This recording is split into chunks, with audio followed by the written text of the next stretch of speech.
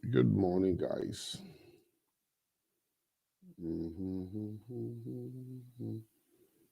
Hello, hello, hello. Good morning, Instagram. Good morning, Facebook. Good morning, YouTube. How you guys doing? All right.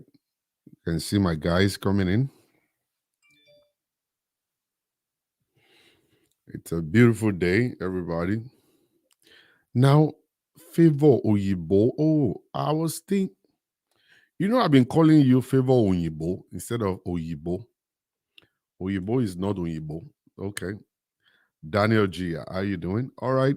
Instagram, how you doing from Germany? God bless you. Thank you very much. Good afternoon. Good afternoon. Good morning. Greetings from Boston. God bless you. Who do we have in the house? Irete me, Mamani. We got to talk. Anla this sorrow. Anla this sorrow. Irete me. All right. From Chicago. Chicago in the house. Chicago is in the house. Who is in the house? Who is in the house? Where you connecting from?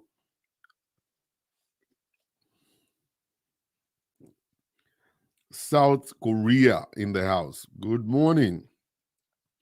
Man, a lot of guys are coming in at this time. Thank you, Facebook. Thank you, YouTube, Instagram, WhatsApp. Baltimore City in the house. God bless you. Thank you, everybody, for coming. Amsterdam, Lagos, Nigeria. That's good. That's good. That's good. Connecting from Nigeria, Indianapolis, South Africa, Baltimore, Qatar. Wow. Gbogbo ilé ló wà níbí. Scotland. Scotland is in the house. Canada in the house. Niger in the house. Okay. Ikeja, Lagos in the house. Wow. London in the house. London, Nigeria. Abuja, Nigeria. Minnesota in the house. Ibadan. Kí ló dé? Ibo ni Ibadan ti rí internet. Port Harcourt in the house. Nigeria, London.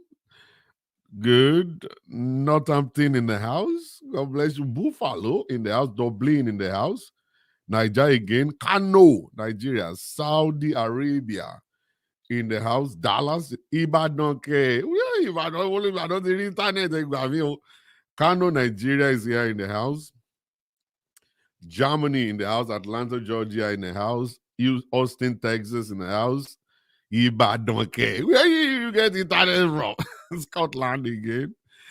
All right, let's go. Let's go straight to the business. Let's go straight to the business. Let's leave Ibadan people alone. Ibadan people, let's leave them alone. Ibadan people, they don't get internet. Even Ijebu follow the internet. Where did you get internet from, Sister Ijebu? All right. Ibadan city. Ibadan, okay. Ibadan, long. Oh my here. I don't know how to pronounce that one, but that's like Nigeria there. Okay. All right. Welcome. Russia in the house also. All right. Let's leave Ibadan people alone. Let's leave Ibadan people alone. Ibadan people. They don't get internet. If you are from Ibadan, no worries, okay. Ibadan, no worries, okay. All right. You know one funny thing? I went to Nigeria, and I was in Nigeria, so I got my modem in Lagos. So I bought probably like about maybe like 10,000 naira worth of data. So I was in Lagos. I was enjoying my thing. I was enjoying my uh, MTN thing. I was enjoying my MTN thing, and lo and behold, I decided to go to Ibadan. And as we were going to Ibadan, I was still enjoying my stuff until we enter into Guru Maharaji. So when we got into Guru Maharaji, my data just went, phew. What? What's up? What's going on here? MTN is not in Ibadan or what? They say MTN is Ibadan, but why is my MTN not working? So I go to the hotel, nothing. Then I was like, something's wrong here. They say, you have to go and get one they call Smile. I said, okay, let's go get smile from what do you call it? What's this popular supermarket in Nigeria again? No, ShopRite. So let's go to ShopRite. Let's go get smile. So I went there, I bought smile. And the smile will just work for one day. I won't work again. I was like, Ibadan, Ibadan, Kilo Day. What is all this? All right. Immediately I entered back to Lagos, everything started working correctly. Secondly, so I fixed my car in Ibadan. I bought one car, this Toyota Camry hybrid. I shipped it to Nigeria. So to make me look like a big man. To make me look like a big man.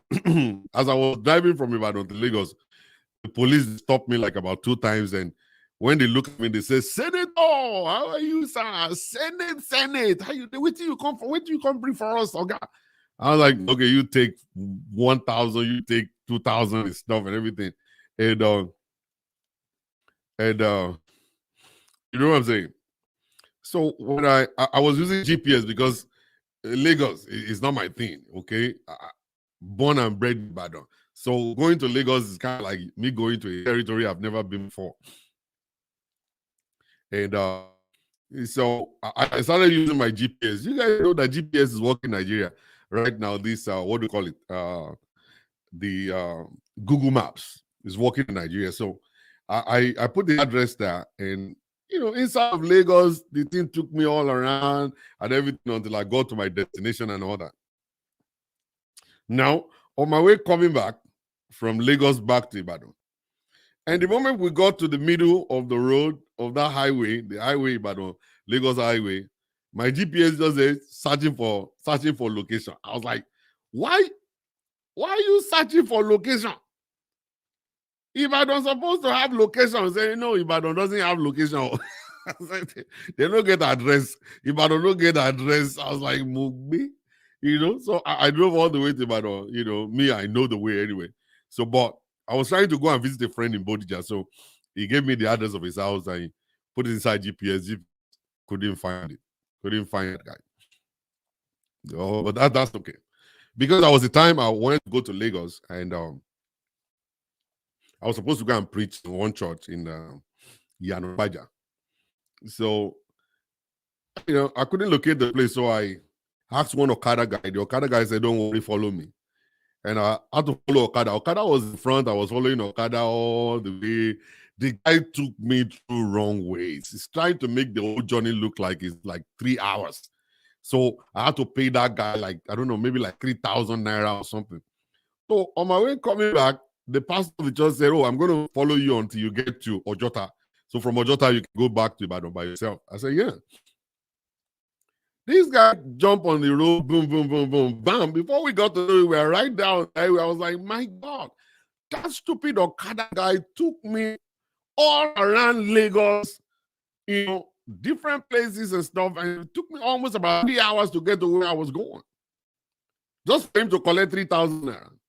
I was like, yeah, Lagosians are crazy. All right. If I don't get address, I know. If I don't get address at all, don't try it. If you're going to Nigeria and you think you want to go and use GPS in Ibadan, if I don't get address, address. All right, let's jump on the show real quick this morning. It has been a very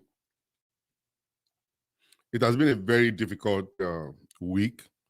I have decided to take everything easy, not to overwork myself. The good news is that our church, the Rejuvenation Church, is here in Houston, Texas. For you guys who are in Houston, the Rejuvenation Church is here. We call it the Rejuve Church. We just signed for a bigger space. So the bulk of the load is on my shoulder, and just trying to see construction, the stage, the equipment, the lights, and all kinds of stuff. So we're trying to, put the whole stuff together to make it look very beautiful and classy for you guys who will be coming by the grace of God. So, and that's the good news. That's something that happened this week, and it's fantastic. All right, it's fantastic. But with that, I've been taking sessions, throughout the whole week also, and it's been very difficult. That when you sit down to listen to stories,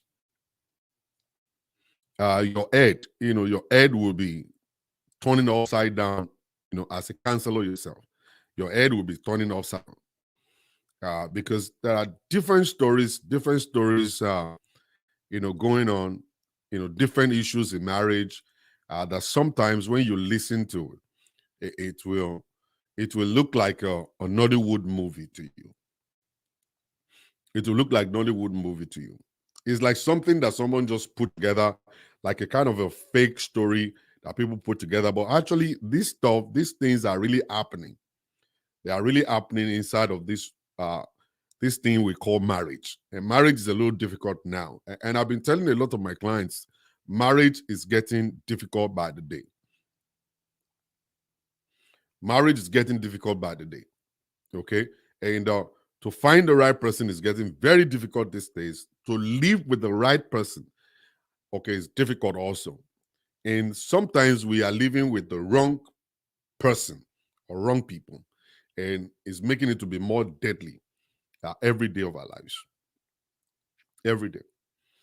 And some people, it's a little difficult for them to understand that they need to take it easy. That's number one. Number two, they must be knowledgeable. You must be knowledgeable. You cannot just go into marriage. I've said this many times, that you cannot be a licensed doctor without going to the medical school. And that's where they're going to train you. That's where they teach you and make you understand that this career you've chosen is a very difficult one, and you need to do this, and you need to do this, and all that. And they give them a license, and it's possible for them to take that license back if they misuse it. Okay. And this is the same thing with people who are lawyers. You have to go to law school, you have to go to different places to learn how to be a very good lawyer, a licensed lawyer. And it's possible for them to actually take your license back if you mess up, also. And even to be a pastor, even though we have pastors who are not well educated, who are not licensed pastors. Some pastors don't even have the license to preach. And I think they should introduce this in Nigeria or in Africa generally, that pastors must go through training, not just Bible school. You have to be licensed to practice in every state that you go to. Like me, I am licensed in New York. I'm licensed in New York as a pastor to officiate naming ceremonies, to officiate weddings, to officiate funerals, and all that kind of stuff. I have a license number that on the certificate that I will sign, my license number will be on it. So I think they need to introduce it in Nigeria also, so that we'll be able to train our pastors well, for them to understand that the life of the people that will come into their churches, that those lives are very precious, and we cannot just take them like ordinary people that you want to take money from. You must be very concerned about their life. You must know the direction they're going. You must know each person individually to be able to serve them correctly. And that's why for me, I really don't buy the idea of mega churches. I really don't buy the idea of a mega church. A young lady approached me this week, and she wanted me to help her. And I told her, I said, well, I charge to do what I do. And she asked me how much, and I told her. And she said, oh my God, that's too much. I was thinking it's free. I was like, no. I said, do you go to church? And that's always my first question to people. Do you go to church? And then they say, yes, I do. I was like, can you approach your church pastor? Tell him you have a problem like this, like this, like this. And your pastor, because that's your pastor, he must sit with you, talk with you, and must help you. And the lady said to me, no, I cannot see my pastor. Even if I go there to book an appointment, it's gonna take about 3 or 4 weeks for me to see him. And I'm dying right now. And I need someone right now to talk to me and stuff. And this is what I see all the time. People do tell me that, in the mega churches, to see your pastor is difficult. So why exactly is he your pastor if you cannot see him? Why is he your pastor if he's not able to solve your problems for you? Why is he pastoring you? I believe every shepherd's supposed to be able to take care of the flock, feed them, treat them when they're sick, all right? Protect and guide them. And I think that's actually the work of a shepherd, to have time for the sheep, okay? To have time for the sheep, to know them by their names, and then to call them by their names, okay? And they also they have these cell leaders, okay? Is your cell leader able to solve your problem? And they say, no, he's just an ordinary brother, it's just only part of the church. He himself is passing through, situations and stuff.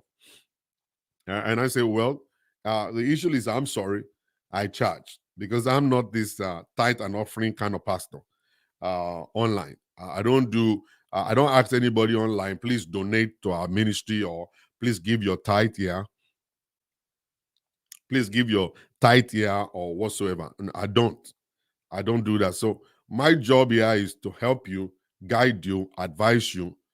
But I'm a professional in my field. You need to pay for the service I will render to you. So I won't come back to you tomorrow to ask you for donation or ask you for tithe and offering.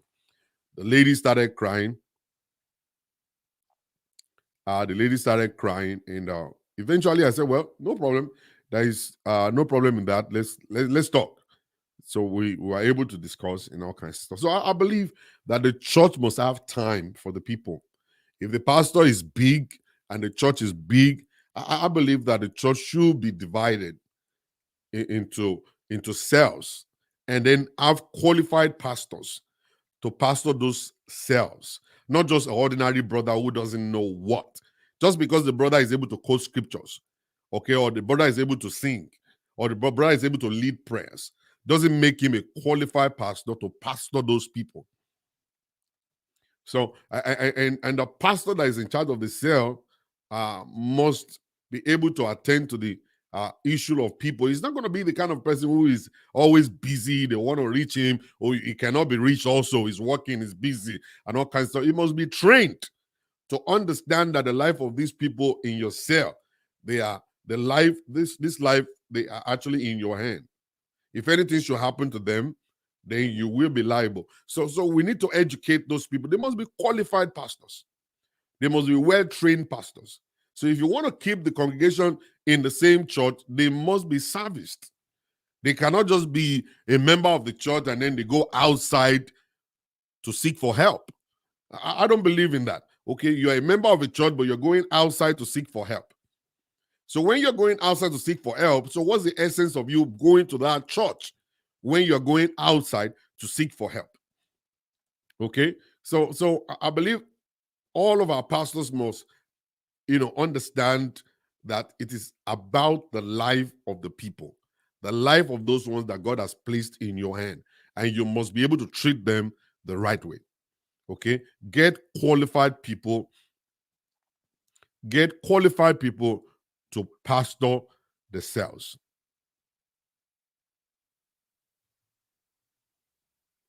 Somebody said cell leaders give fellowship members belly.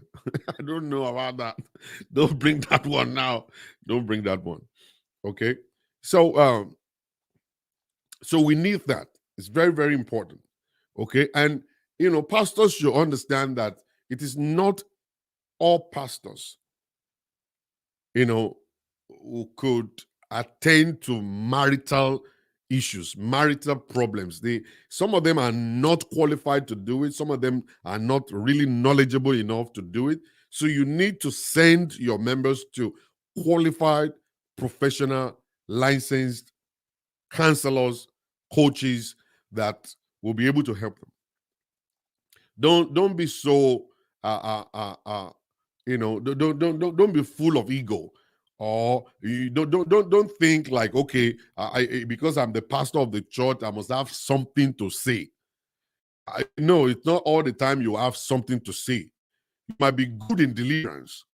You might be good when it comes to leading prayers. You might be good when it comes to preaching holiness.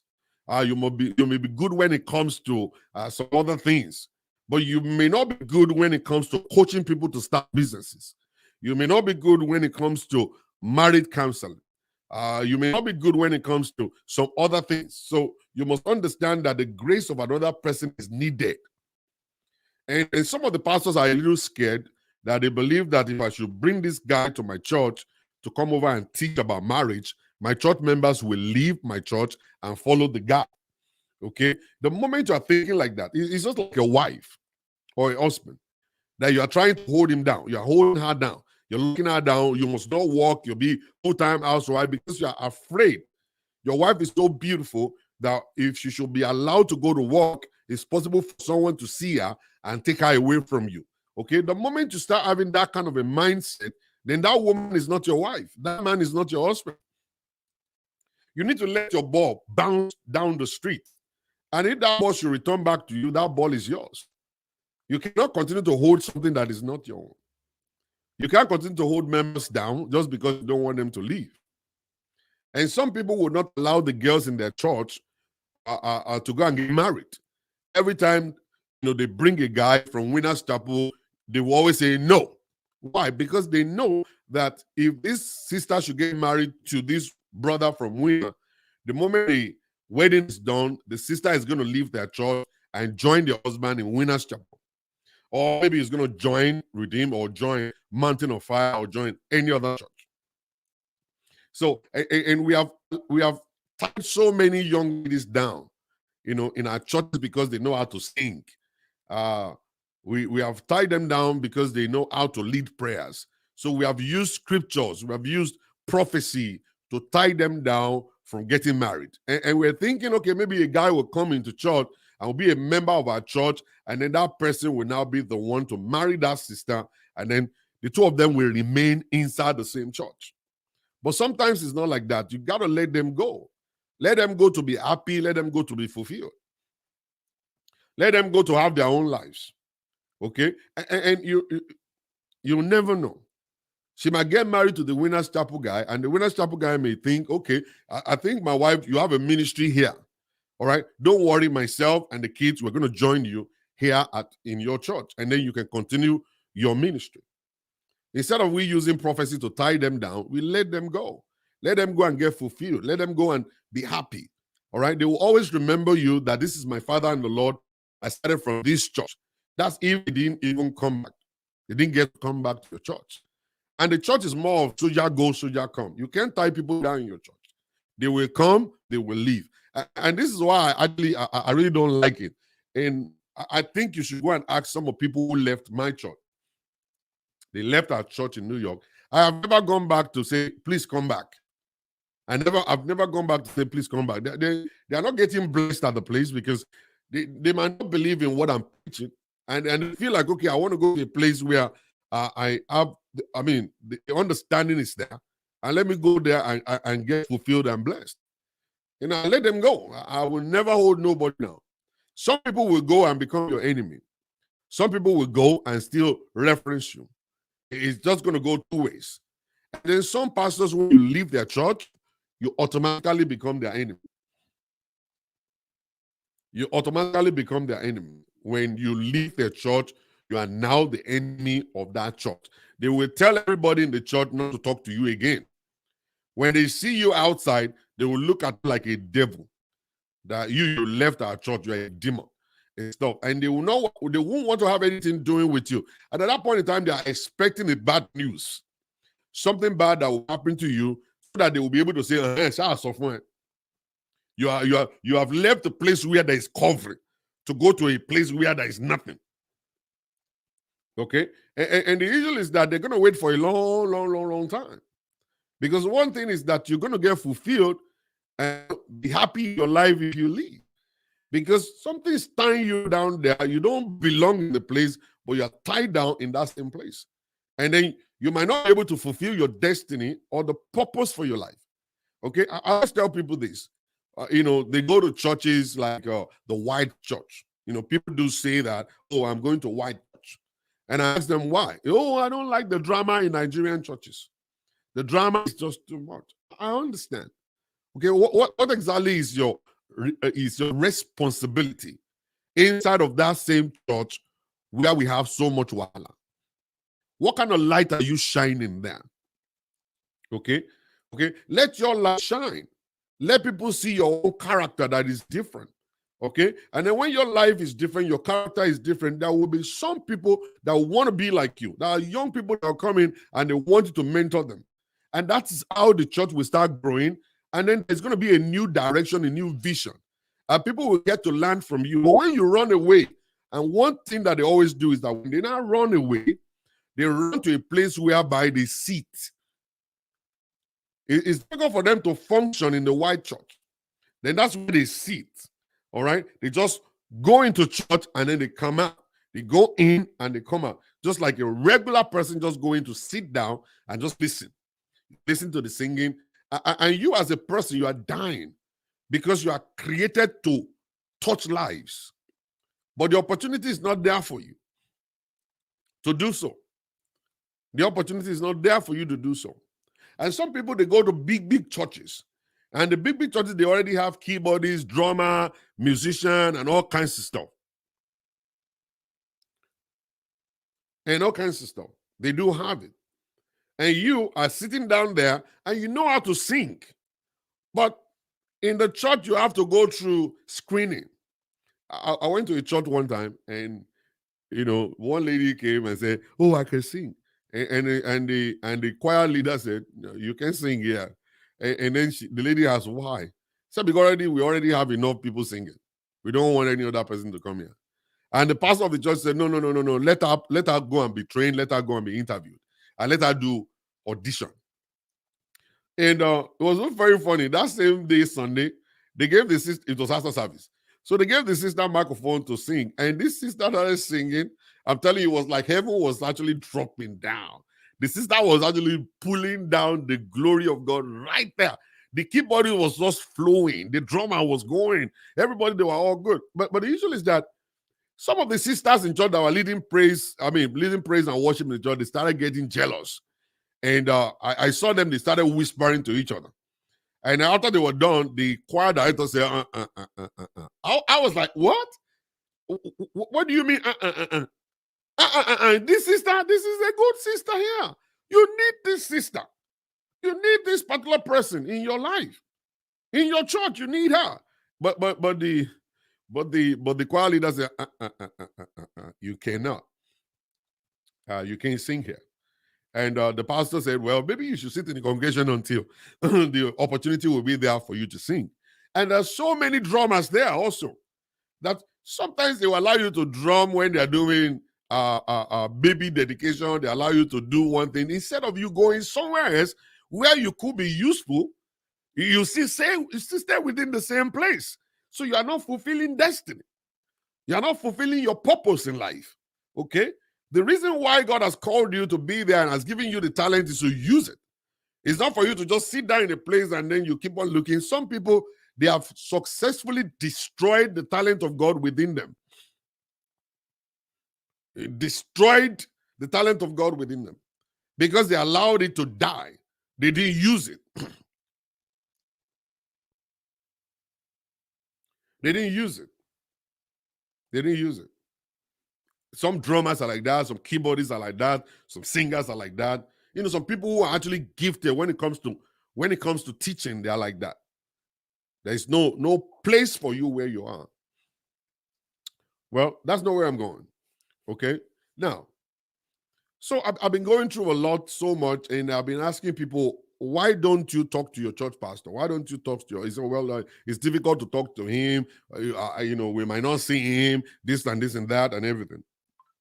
So it has been a little difficult for me, taking session by session, like back to back.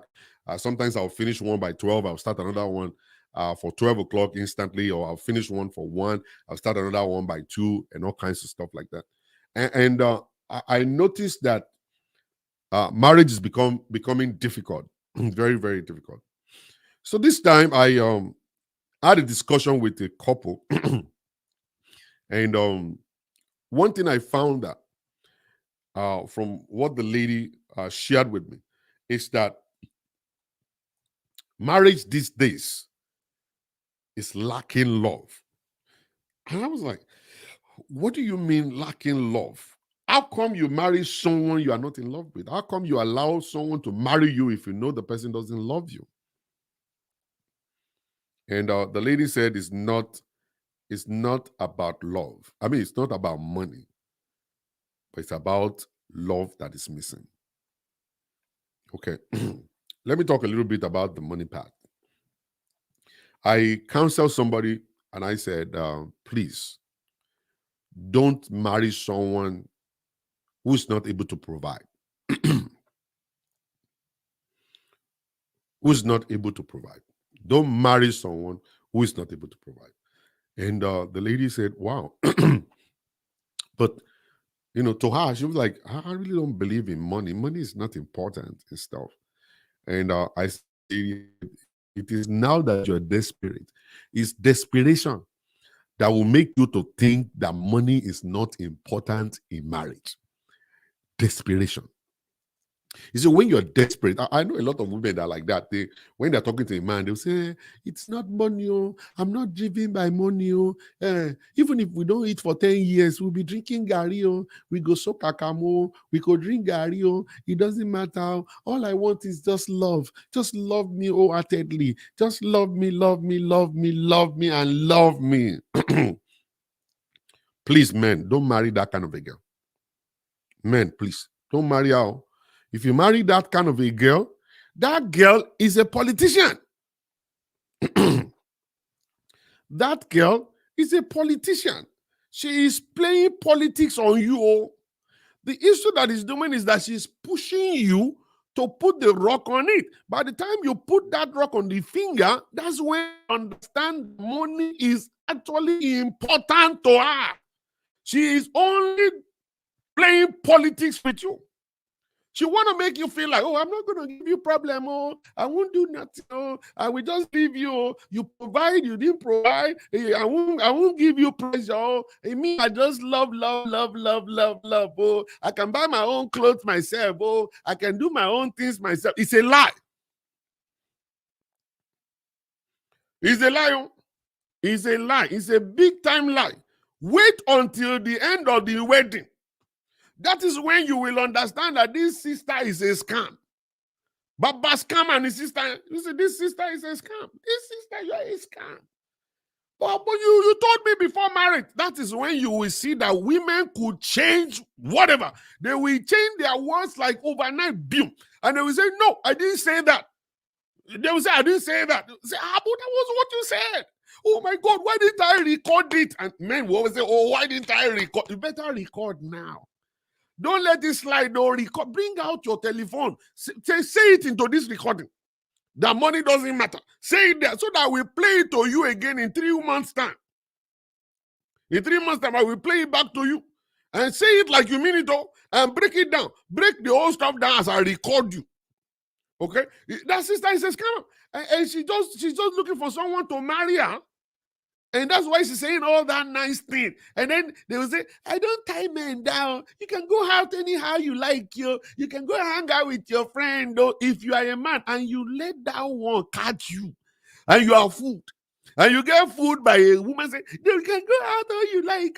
You can go hang out with all your friends. I will not stop you. Even if I just put to bed and you are not home, I won't even be mad. I won't be angry. I will just do things by myself. And you better let her be recording it in the phone. All of those things will soon change. Women, they change their mind. When they are telling you these things, they are that moment they're just very desperate, they want to get married. And you as a man, you remember, because it's so good. When a woman say, I won't tie you down, I say, really? You say, yes, I won't. Can I go out with my friends? Yes. Men love it. Men will be like, I love you. You say, you are the one I love. Where have you been all this time? I'm looking for a wife. I love you. And that's what side chick. That's what side chicks, that's what they do to men. Side chick. That's what they do to men. They will take all your nonsense, everything you are doing to your wife that your wife is complaining, and you take it to your side chick and say, you know what I told Mommy Funke? What? I told Mommy Funke I need to hang out with my friends, and she started doing one kind. She's reacting. I say, what kind of a woman is that? A man should hang out. Men are supposed to be hanging out with their friends now. Then you will say, hey, you see, you are agreeing. But she will not agree. She will not agree for me to marry, to go hang out with my friends and stuff. Oh, side chick, where side chick is a scammer. He's just trying to scam you. Just scamming you. You can go out where? She will be the one to say, hey, Tokubo, where are you coming from? You say, I went to hang out with and you're coming by 2 o'clock in the morning. Say, about sweetheart, before I divorced my wife, you are the one that said that I could go out and something. The same way your wife is feeling, that same thing I'm feeling. They will change, they will flip the script on you overnight. You will not believe it. You will not believe it. They will flip the script on you. And then that's when you now start seeing, and that's why everybody will now say, women are the same. All women are the same. Yellow or green or red or black of them, they are all the same. They are the same. Don't be fooled. If one woman love money, like all of them love money. Yeah, I'm telling you, if one woman wants love, all of them want love. If one woman wants you to be transparent, they all want you to be transparent. If one woman wants you to come home all the time, every one of them wants you to come home. You see, that time they're telling you, you could go out, you could do whatever you like, without just fooling you. One can tear, anyone tear. How many job? They are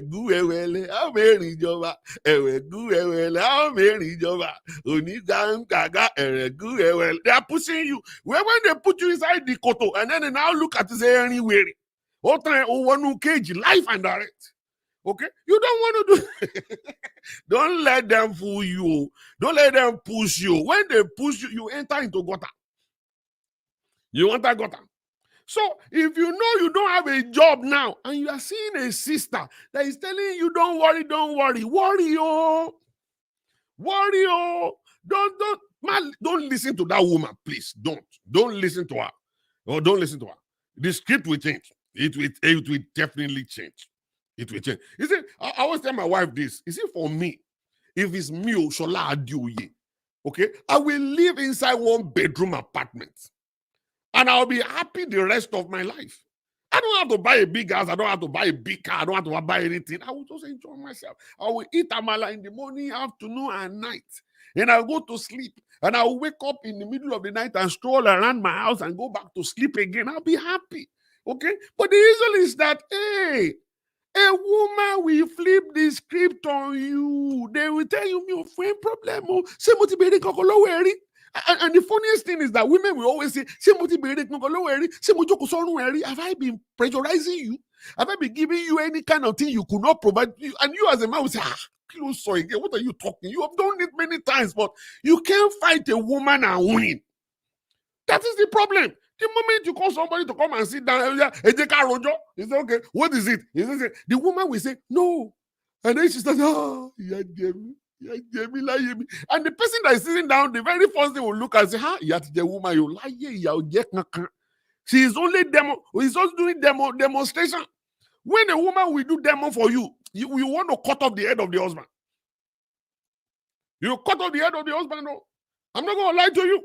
They will finish you. You cannot fight a woman and win. So before you jump into marriage with them, settle it now. If you don't have a job and the sister is pushing you, she's buying you clothes, she's buying you shoe, buying you belt, buying you all kinds of stuff, and you think that's the way it's going to continue to happen? Women, they know how to push. They can push you until they kill you. They will be pushing you like this, pushing you like, oh, come on, worry. It isn't that. And then one day you will just find out that you say, eh? That is the way. That is the way. That is the time that you will now realize that, so I've not been doing anything. No. What have you done for me in your life? You see, that question will come. You see, that question will come. Either you like it, you don't like it. Oh, shit. If you celebrate a birthday 5 times in a row, and then you miss 1 or 2, and you miss 1 or 2, you miss that one of 2012, 2022 and 2023. By the end of 2023, she will change it and say, so she go for me, really? Kilo ṣe fún mi, kilo ṣe fún mi rí. Oh, kilo ṣe fún mi rí. You have never celebrated me. Oh, celebrate me rí. I said, Funke, how about 2021? That I called all my friends to come over. Hey, That was 2021. Oh, what did you do? You have not done anything. At the end of your whole stuff, you will find out that you cannot win a battle with a woman. And that's why I always tell men, be very, very knowledgeable and smart. You must be independent, all right, before you can get married. Don't get married without you having what it takes to be a married man. Money is important. Money is important. Money is important. Money is very important. If anybody is telling you money is not important, tell the person to go and kiss transformer. Sweetheart, I love you, but I must make money. When money enter inside love, it turns around and becomes something else. It turns around and becomes something else. When money enter inside love, you see that love that you're seeing? The will of money is money. I mean, the will of love is money. The same thing as gospel. The gospel, they say the will of the gospel is money. Money is the will of the gospel. Money. All right? Money is the will. Jesus cannot roll from here to there unless there is money. So pastors need money. Ministry need money. Everything needs money. Okay? So also love. The will of love is money. You know, I don't know, probably you guys have been seeing the pictures and the old stuff that you see a girl with a husband, they will just go to Guatemala, they will go to Cancun, they will go everywhere, and then they showcase it on social media. If these women are watching, they will be very truthful. Inside of them, they say, why can't these two big men take me to Cancun? Why, look at this woman and the husband. Look at them. Look at them actually having breakfast on top of water. Look at them having breakfast on water. They are doing both right. Why can't he take me? I've been walking. And I've been supporting this stupid man. He has not done anything for me. I'm telling you, the social media will come and bring you to that realization of what your marriage is supposed to look like. Or what your marriage is supposed to look like. You're going to learn it from those ones. Those ones will make you feel like you are not living. Like you are not living. Even me as a man, when I see those people eating breakfast on water, I will be asking, why not me? Why couldn't this be me? How much will it cost? So many times I've gone to Google it. I've gone to Google it and said, how much will it cost me and my wife to go to Cancun for 5 days? And then the moment they flash the thing, I was like, let me go to toilet. I'm not going to Cancun. Let me go to toilet. I will go to toilet and I actually have a big shit. No Cancun. I'll go and sit down. I will sit down somewhere and say, no, leave Cancun alone for now. Okay? And it's always there. It's always there. Damilola, you have not seen breakfast on water. You will want to kill yourself. You know, I just go to the toilet. I go sit down in the toilet. I go and play with my phone. I shit for 1 hour. Then I come outside. Then the whole memory of Cancun will have been wiped out. I don't go again. Okay? So this is stuff. Who did I offend that I couldn't eat breakfast or water? See, I'm telling you. So you that's when you now start realizing that, okay, there are husbands and there are husbands. There are men that are men. And that's when you now start comparing your husband with that guy who took his wife to Cancun. But most of the time you're making a big mistake. Maybe the wife was the one that paid for it. I bust your bubbles, man. Let me bust your bubbles a little bit. Okay? Maybe it was the wife that paid for it. Maybe it wasn't the guy. Maybe the guy didn't pay for it. Maybe the woman paid for it. Okay? Maybe the woman paid for it. Okay? You know, so many things, man. Okay? So the issue is that you'll find out that every day of your life as you live as husband and wife, things that doesn't matter before,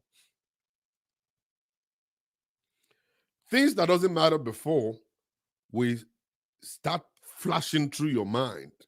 And they will now start becoming important in your life, as you grow, as you grow, they will become important. And especially when you have some oppressors around you, people who love to oppress people. Now, you see, a lot of you guys don't understand some things. Um, a lot of you don't understand some things. And what you don't understand is that when you see somebody wearing Gucci or wearing or carrying LV or whatsoever, most of the time they're not real. They are just imitation, the mirror version of those things. And the mirror version of those things are cheaper, are way cheaper. I was showing my wife a bag, a Gucci bag for laptop, a laptop Gucci bag, and they wanted to sell it for 5,600 and something. And I showed her, I said, to carry my laptop. And she said, yes. I said, why do you think I'm going to spend $5,000 just on one bag?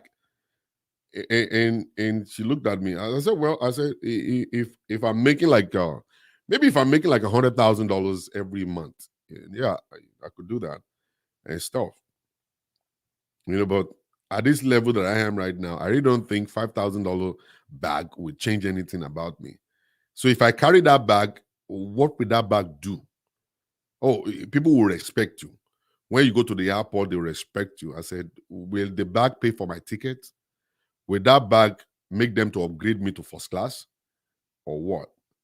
Or no? Well, it's all about, packaging, people looking at you like, okay, this guy must be rich and all kinds of stuff. I said, but I'm not. I'm rich in my own level of buying a $200 bag. $200 bag is still good for me. I could buy that easily without crying. I'll buy that easily without crying. But if I buy a $5,000 bag, that's going to make me cry all night. What exactly am I doing? Something wrong with my head or something? So, but the issue is that there are some other ones exactly like that, very clean, and it's good, and those go for $20. So sometimes you never know exactly what people are wearing. You don't even know. You don't even know maybe the Cancun you're looking at that I just found out recently that it's possible for you to win a ticket or I don't know what they call that stuff. Um, I don't know what they call that stuff again. You can just win a trip to Hawaii, win a trip to Cancun, and everything's just going to be within $1,500. Within $1,500, and that you go. But when people ask you how much did you spend, you're going to tell them $20,000. You're going to tell them $15,000, but you won't tell them it's more of like, you're being helped. That the organizers they gave it to you for $1,500 because they're looking for people to come, and it seems like they still have about 200 people who didn't register, so they will kind of like bring it down, for you to be able to afford to come. And same thing with cruise coupon. Thank you. Same thing with cruises too. You want to go on a cruise, they might actually say it's $400 for two people. Even though it's not going to be $400 like that, there's still some stuff that you're going to pay. But at least it's going to be like about, it's going to be easy for you to afford like 1,000 and still go and come back.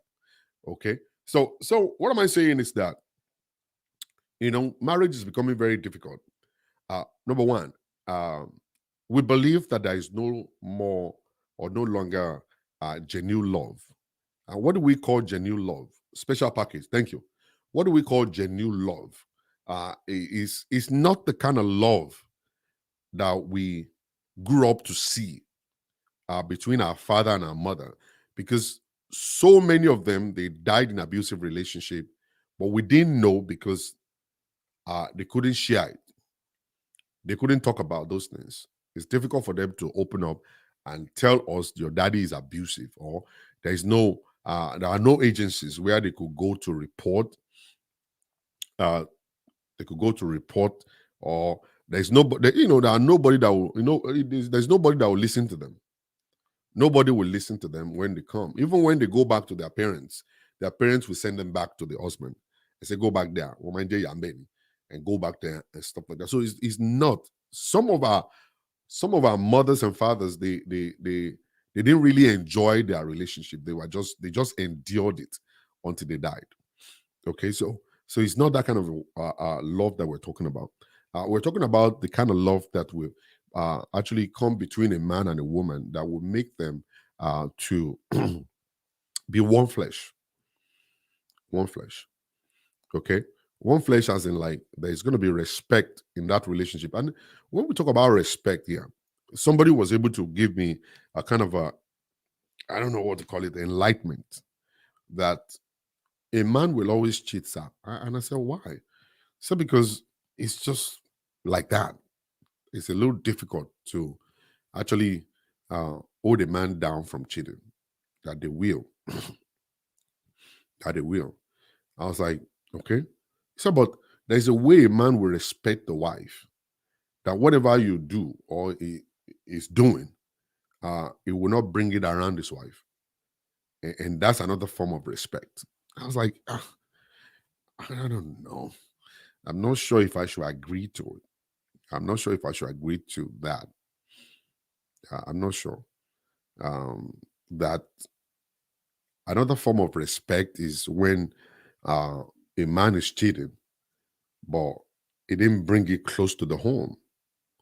That the respect part of it is that he's doing it far away from the wife, and it's that respect. And I asked the person, I said, how about if the wife is cheating too, and she decided to respect the husband by cheating way in Dubai and way in Cancun, way out in Nigeria. Is that another form of respect? And he quickly said, no, no, no, no, no, no.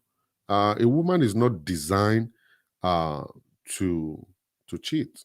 I was like, hmm, okay. So I'm seeing what exactly is missing here.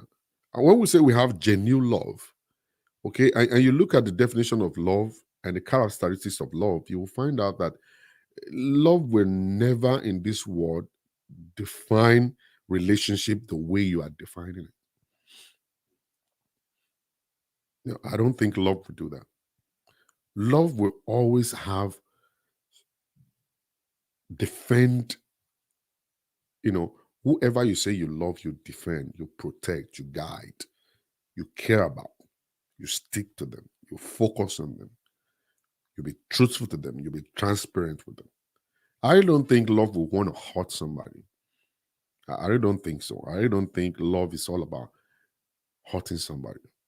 If you're saying that you will respect her by having a relationship like 50,000 miles away, um, I don't see respect in that. It's still cheating, even if it's 20,000 miles down the road, even if it's in a different continent or a different planet, it's still cheating. Cheating is you sleeping with somebody or having a relationship or an affair with somebody who is not your wife. That's what cheating is all about. So, as a Christian or as good people, are we supposed to cheat? And this is bringing me to today's topic that money is not the issue. Love is missing. Love alone cannot run marriage, but love will produce loyalty. It is love that will produce loyalty. When you talk about somebody being loyal to another person, it's because they love them. So whenever we use the word love is huge. There are so many other things attached to love. Transparency is part of the characteristics of love. If you love somebody, you will be transparent to the person. Accountability is another characteristic of love. If you love somebody, you will be accountable towards that person. If you love somebody, you will be responsible to that person. If you love somebody, you will care about the person. If you love somebody, you will think about the goodness of that person. If you love somebody, you will never allow any bitterness to come to them because you will protect them. Love is huge. And you see, that's the reason why God decided not to use a different word when he was giving instruction to men. He said, love your wife. Love your wife. You know, what we should do or should be doing is to have a kind of a class for men and young boys in church to define what love is and the characteristics of love, so that when they are ready to go into relationship, when they say I love you, they will understand. They will understand, before I say I love you, I must know what love really means. I must know exactly how to walk love. I must know exactly how to deliver love. I must know exactly how to administer love. I must know those characteristics of love, so that I would not just say I love you because I'm seeing your breast. You know, people do say I love you, but it's because they could not understand the difference between lust and love. You can lust after somebody. You can lust after somebody. Okay, as in like you're lusting after them, because that's majorly what is happening right now. A lot of people who say they're in love, they're actually not in love. It's because they're in lust with the person. They love the way they shake the bum bum, and that's why all of our women right now, they know it. They know that men do lust after good women. They know that men do lust after women with big bum bum. They know that men lust after women with big breast. And that's why when you go to YouTube, I mean to Instagram and TikTok, the pictures that you see there, and I sometimes I go through them and I see how men will say, "Oh, you're beautiful, I love you." What? And then a lot of men will say, "Oh my God, you're a masterpiece. Oh my God, you're the most beautiful person. Oh my God." It's because the lady is showing her breasts and taking a picture of her behind. And that is what we call love. But that's not love. You're lusting after our body. Is this the body that you are falling in for? Okay? And we don't understand what the word love is. And that love thing is missing. That when we say, I love you, it's a big issue. That's a big statement right there. That you need to sit down and get some water to the side and start breaking it down. Why? Why am I in love with this girl? And that's what people should ask. That's what you as a woman should ask the guy, and that's what the guy should ask you. Okay? Why are you in love with me? Or why should you be in love with me? And never listen to anybody who says that I'm just in love with you. I don't even know why. All right? That's a scam. That girl is trying to scam you. That boy is trying to scam you. Never you agree when you say, why are you in love with me? Don't let them say, I don't know why. You must have a reason. There must be a reason why you are in love with me. It is intentional. You have it's a conditional love. It is not unconditional. It's a conditional thing. You know why you are in love with her. And then to be in love with somebody, you cannot be in love with anybody. See, you can't give love until you know love. And the love I'm telling you about is the love for yourself. Okay? If you love yourself, you will know how it feels. If you love yourself, you'll understand the feeling of loving you. And that will give you opportunity of loving another. You cannot share what you have not developed. You can't share what you don't have enough of. You must have enough of the love to share it with another person. To share it with another person. All right? So if you don't have enough love for yourself, then you cannot share the love with another person. You will share the love with another person when you are full of love. When you are full of love, that you love yourself, you understand how it feels to love somebody. You loving it's more like a litmus test, that you want to test your ability to love, your ability to fall in love. Try to fall in love with you. When you fall in love with yourself, then you now get to a point in your life that your love is now 100%. At that point in time, you can share the love with somebody else, and that person will now feel that love. You know why you love yourself. You know it. There's a reason for loving you. It's not just loving me.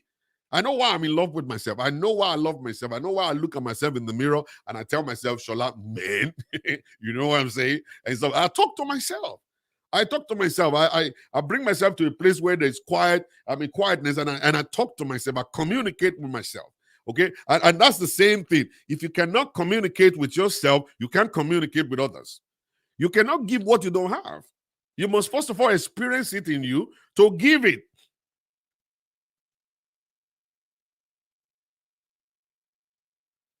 To give it. You can't. It's the same thing as knowledge. You cannot give knowledge or advice to people until you become knowledgeable. You should be able to hold yourself accountable to everything you've done. And that's when you'll not be able to now tell other people, this is how I do it. This is how I do it. This is how I do it. All right? If somebody should ask you, how do you build a house? You've never tried one. You've never tried one, so you might not even be able to know it. It's possible for you to be reading it inside the book. Okay, you open a book of construction, you do the foundation first, and after the foundation, then you do this, then you start doing block walling. Then after that one, you did the linting, and after that one, you roof it and stuff. That's just theory. You have to be in the practical to be able to give somebody idea of how to construct, how to build a house. You must be able to give me about how much will it cost to finish up a bungalow. You must be able to tell me those stuff. And then you ask me, depends on the area. Okay, let's say in Ibadan. Okay, and you not say, oh, in Ibadan, for you to build a bungalow in Ibadan, you're gonna have probably like about, maybe like 25 to 40 million. And then if we not take it to Lagos, it's a different setup entirely. Then you now tell me, well, if it's in Lagos, this is how much it will cost you in Lagos because I have 2 houses in Lagos, or because I have 2 houses in Ibadan, or because I have one in this place or that place. So I am knowledgeable to be able to share my knowledge with you. Without me being knowledgeable, there is no way to share knowledge with you. Without me being wise, there will be no way for me to counsel you.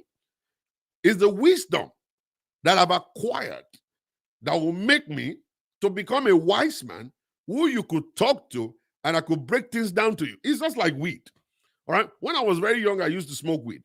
I smoke weed. And now when I sit down with people who are smokers, I tell them exactly how they're feeling. And then they ask me, Pastoral, how come you can't know this stuff? I was like, I'm a street pastor. I didn't get born again from my mother's womb. I didn't get born again from my mother's womb. I've been on the street. I've done so much. I've gotten drunk many times. I've done a lot of crazy stuff in my life. Now that I said no more, then I'm sitting down right here and I'm now telling you why I did that. And this, when you now share with me how you're feeling, I know. It's like somebody who is actually depressed.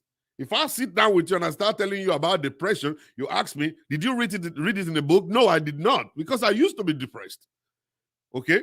So I understand it. I used to have panic attack. Okay? I used to have panic attack. So if I sit down with you, I will be able to break it down to you how you're feeling. And then I'll be able to now advise you on what to do. And this, I'm different from a regular doctor who is just a doctor who acquires his own knowledge from reading books or probably from the experience of treating other people. Okay? That's the whole stuff.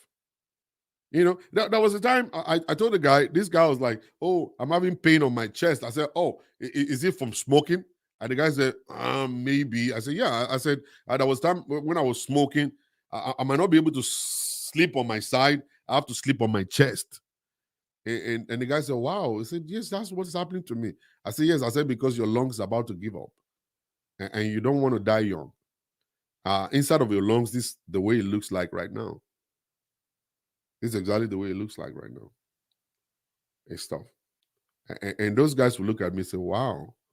Yeah, I've been there. I've been there when I used to smoke. I would actually put my chest on the bed to sleep. I couldn't. I couldn't sleep on my side and stuff. And so many things. And I remember, I'm going to say this. And if you judge me, go ahead and judge me. You think I care? I don't care. Okay? The issue is I've gone through everything in my life. Everything. I remember that was a year, then Ibadan. And I wanted to go and pee. And Mr. T started paining me. I was like, what's going on here? I was like, maybe I put pepper. Maybe I put hand of pepper and stuff. I took a shower. And the pain was still there. So I couldn't hold it anymore. I had to go and tell my mom. I said, Mom, he said, what? I said, every time I want to pee, there is a pain, a very sharp pain coming from the Mr. T down there. And my mom said, is there any whitish stuff coming out? I said, yes, yes, whitish, yes.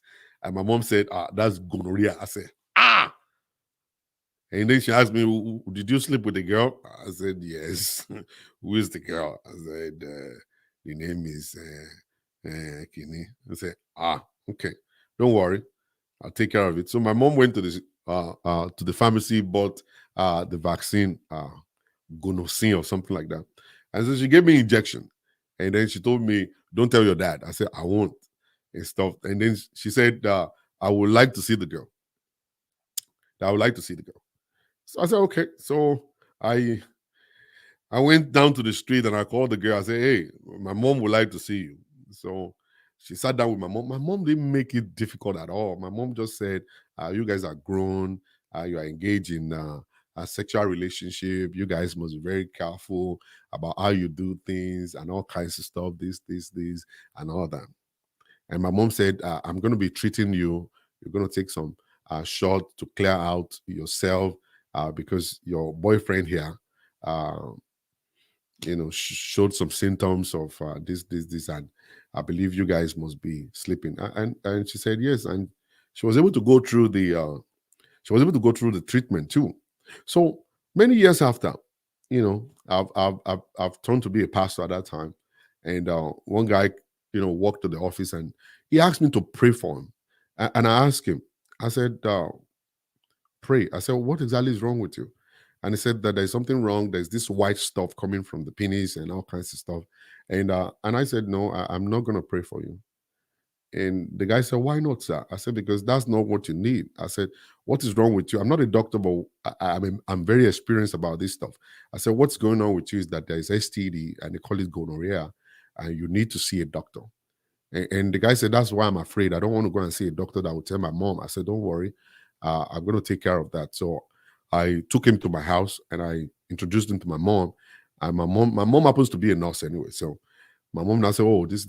So he got treated and stopped. And that guy started telling everybody all around how I performed miracle in his life and all kinds of stuff and everything. But after the whole stuff, my mom sat me down. And my mom said to me, he said, do you know STD could prevent you from having children? And I didn't know. I was like, oh, really? He said, yeah. He said, when you have gonorrhea constantly, it's going to mess up your sperm duct. And you might not be able to provide a very healthy sperm that could impregnate a woman. And if it's actually inside of a woman for too long, it's possible for it to destroy the woman's reproductive organ also and prevent that kind of a woman from having kids. My mom sat me down. It was for probably like about some few minutes, maybe like 30, 45 minutes. And she told me all this kind of stuff and all kinds of stuff. And I was like, wow. And so finally, she now said, always remember, sleeping all around is dangerous because these girls that you see, they might not show the symptom. They might be having itchy vagina, but they might not know exactly what's going on. But for you boys, you will see it when you want to take a pee, when you want to pee. And then the whitish stuff will come out. And if it's too long in your body, it could destroy so much. Oh my God. Oh my God. So I was afraid. I was so afraid that whenever I see vagina like this, I'll say, I think I need to bless this vagina. Father, in the name of Jesus, don't let this vagina carry gonorrhea. But the usual is that I became very conscious. I became very knowledgeable. At that age, she was able to expose me to it and all kinds of. So right now, it's not a difficult thing for me to talk about sex because my mother was able to tell me all about it. She sat me down at that age. She mentioned so many things. My mother, the Nigerian, what they call those people again, midwife sisters. The midwife sisters. They always have this, the prototype of a vagina, the womb, and the penis, and the baby head, and all kinds of stuff. They always have it. So my mother, she's the matron. So she brought those things to the house one day, and then she put them on the table and she asked me to sit down. because I'm the only one that is crazy in my family. I'm the only crazy one in my family. Everybody, they're all good.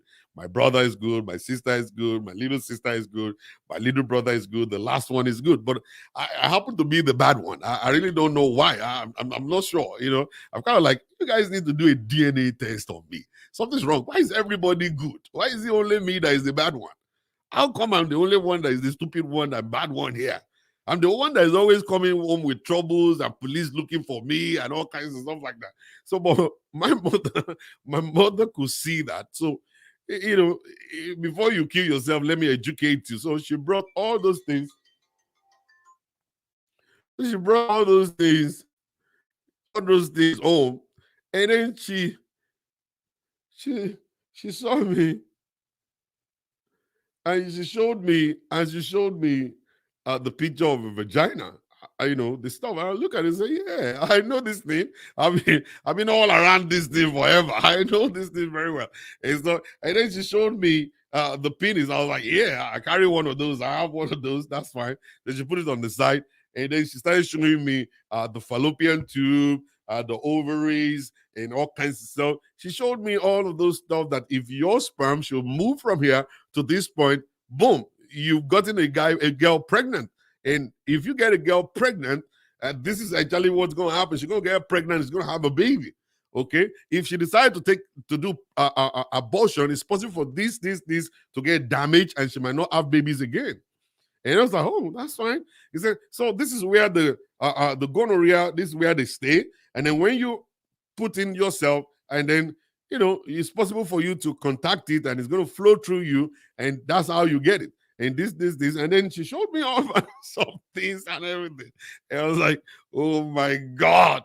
I was a little uncomfortable, but as a bad boy, I just loved it, because I want to go back outside to go and teach my boys. I was going to teach my boys, say, hey, there's something new. I got to teach you guys, man. And I did. I eventually did. I stole all those things from the house. I stole all those things. I took all those things to school. And I got to school, went to this desert, and I showed them. I said, this is vagina. This is this. And when you go in here, this is what you do, and all kinds of stuff. So I brought them back home and stuff. And after that day, it wasn't difficult for me to talk about sex or talk about the female reproductive organ and the male reproductive. My mother did a good job training me, about those things. But one thing I noticed was, like, she never did that with my brothers and my sisters. Never did that with them. So inside of me, I was like, oh yeah, it's because I'm the bad one. Maybe because I'm the bad one. That's why she did that and stuff. So. So what am I saying, guys, is that I've been there. I've done it all. I've done it all. Okay. So if you're looking at me today as this Pastor Shola they're sitting down, I didn't get the title by sitting down in church. This title of a pastor didn't get given to me by by just sitting in church.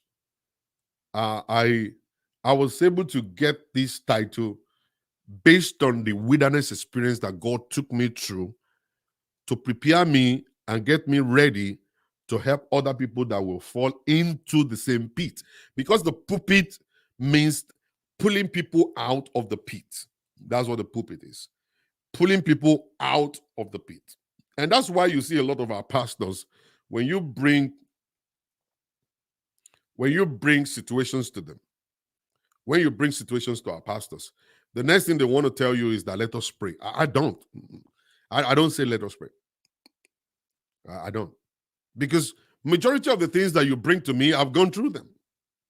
I know exactly what to do. I know exactly the solution to it. So as we are going through it, I would then say, okay, let us pray along. It's just like looking for a partner. I would never tell you to go and be praying. I was like, okay, let's go be searching. And as we're searching, we'll pray. Okay? Oh, I have a pain in my chest. I will never tell you to pray. It's emergency. You having a pain in your chest? Okay, let's go. We're going to the hospital. You gotta be admitted. We have to know your BP. We have to check your whatever. They have to do EKG on you to know how your body is functioning, your heart is functioning, and then we'll pray along at the same time, because I understand this whole process. I understand it. I know how it is. I would never say let us pray. No.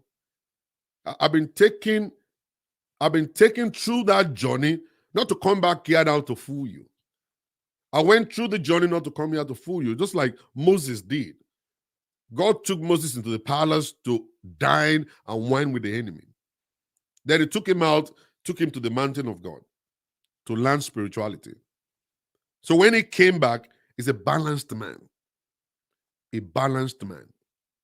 Okay? So you cannot preach the kind of messages I'm preaching if you are not a balanced man.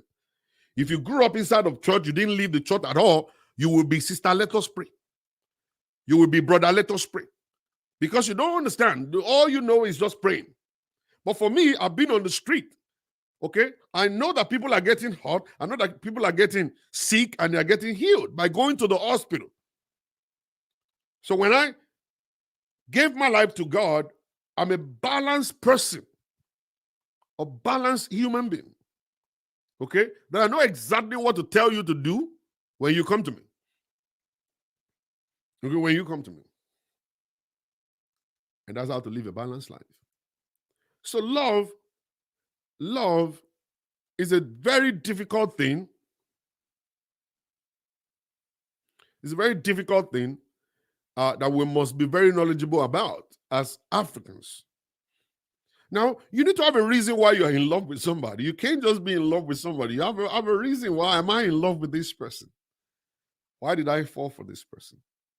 Number one, your body, your packaging will attract men to you. Your body, your packaging will attract men to you. Now, let me not leave this point. Let me establish this. A lot of women, it is because of loneliness. It is because of loneliness that they always believe that they are in love with somebody. If somebody is telling you good stuff, oh, you look beautiful, oh, you look nice, oh, you talk well, oh, you smell good, oh, you do this, oh, you do that. Women will quickly fall for that kind of person that is giving compliments because they are lonely. And loneliness is not a pointer that you are ready for marriage. Loneliness is not a pointer that you are ready for marriage. I repeat that one more time. Loneliness is not a pointer that you are ready for marriage. Loneliness is a pointer that something is wrong with you.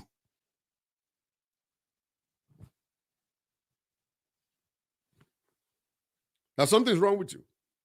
You cannot be lonely and be searching for your husband. You see, what you're doing is that you are trying to put your problem on another person. Okay? Because at that point in time, you begin to ask the person, love me, care for me, I'm not happy, make me happy, make me happy, make me happy, I'm not happy, make me happy. Then you start asking, as if to say the guy is your Lord, as if to say the guy is the one who brought the loneliness into your life. Then you will put pressure on that person, and that person will not enjoy that relationship at all. It will not. It will not. Hold on, guys.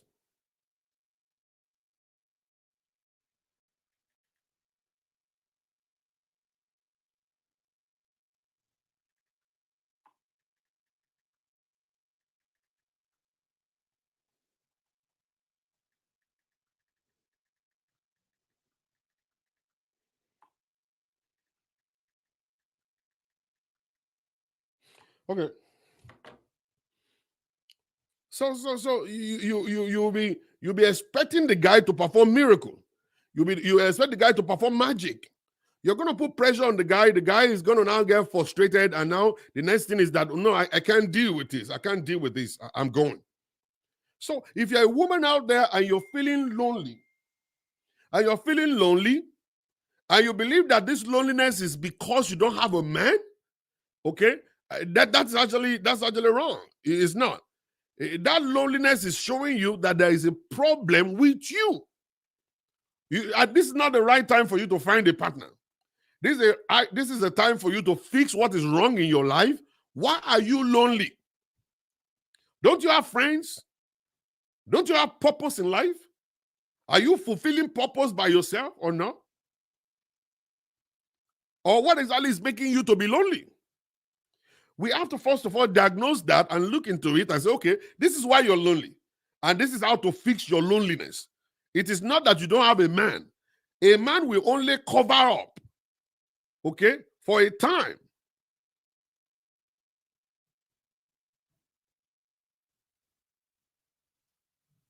It's just for a time. You will cover up for a time when you're having good sex, he's banging you constantly, he's bringing shawarma home, he's buying you pepper soup. It's a temporary fix. The guy will only be able to do that for a time. The moment he's not able to do those things anymore, then your loneliness will now come full force. And that's when you start demanding. And as you demand, the guy is getting frustrated. And the next thing he wants to do is, I want to leave this marriage. I am not happy here. You have succeeded in killing my own joy. You succeeded in killing my own happiness. I don't think I could stick it. And then you continue to demand. So please, as a woman, please don't. Don't go into searching for a man or searching for a partner when you are alone. I mean, when you are lonely. It is possible for someone to be alone and not be lonely.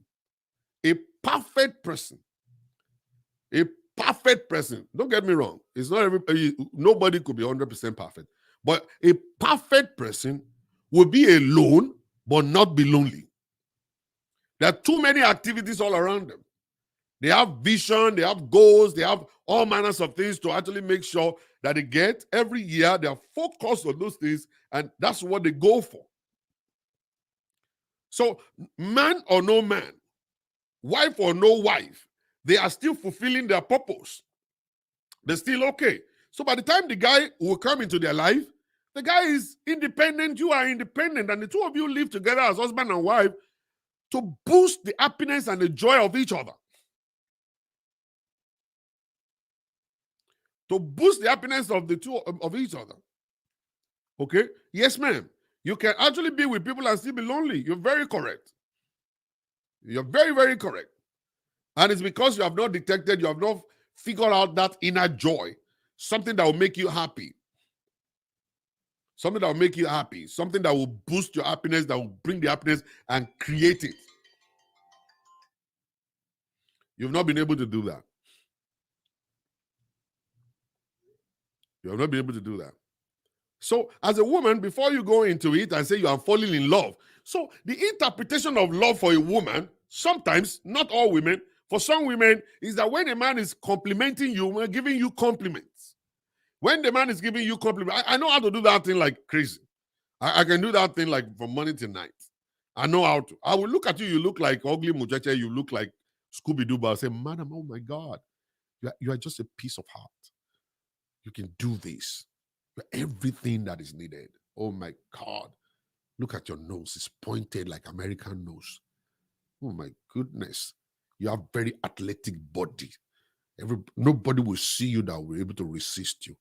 You know, when you say all this stuff to a woman, even if the woman looks like a Scooby-Doo before, she will start looking like a Halle Berry. She'll start looking like Halle Berry. You never believe it, what words could do. And then women do fall for words. And that's where the danger is.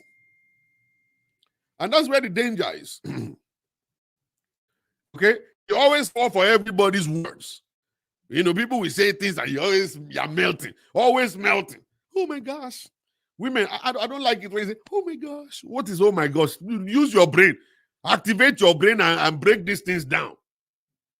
Break the words down. Why is he saying what he's saying?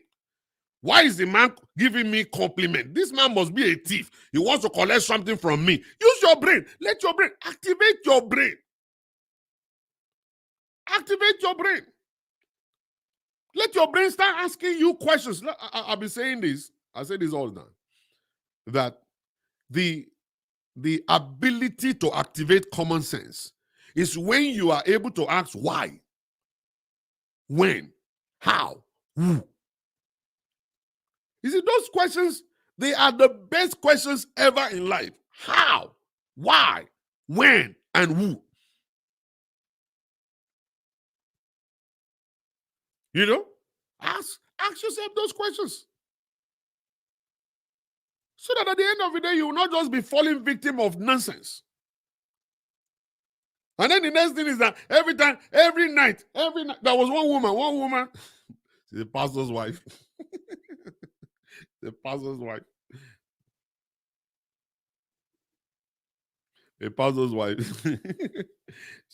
I went to preach in their church, so she collected my number. And every night she call me, hello, Pastor Shola. I was like, hello, madam. God bless you, ma. If you God bless you, yele. Yeah. If you yele, God bless you. Not why important, man. But God bless you anyway. So what can I do for you, man? I just wanted to say one thing that will make me to sleep. I was like William.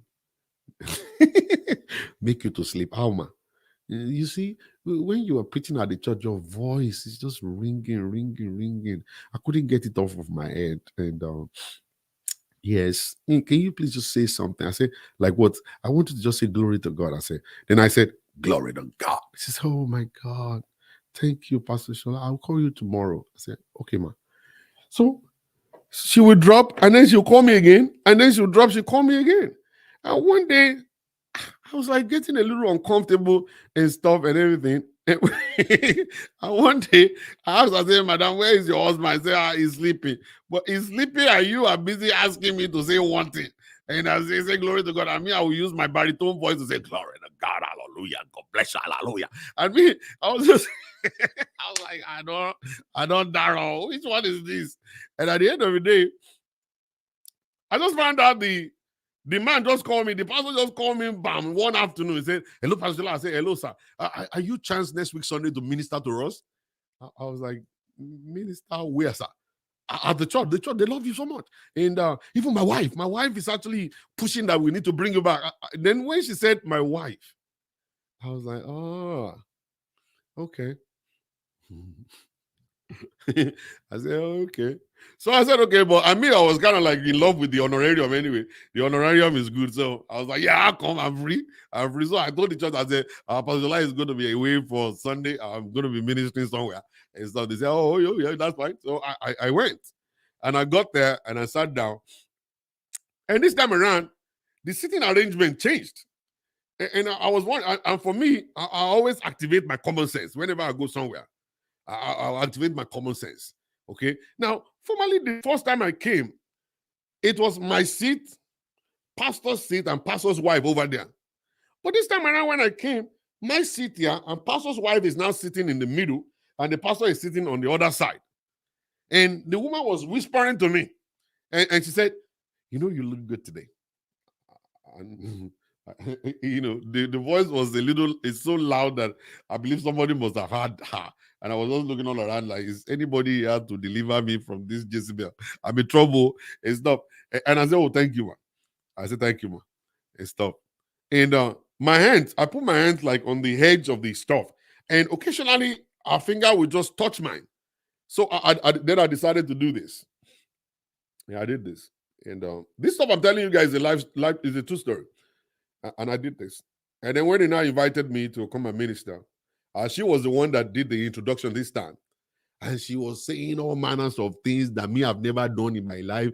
Pastor Shola has been all over the world. He has preached in Cancun. He has preached in Afghanistan. He has preached here. People love him all over the world. His words are seasoned. I was like, is it my own Shola they are talking about? Because I don't really understand all of this stuff because I've never been to all these places she's mentioned. I don't think people love me like this. She's saying it and she's just whining everybody and all kinds of stuff.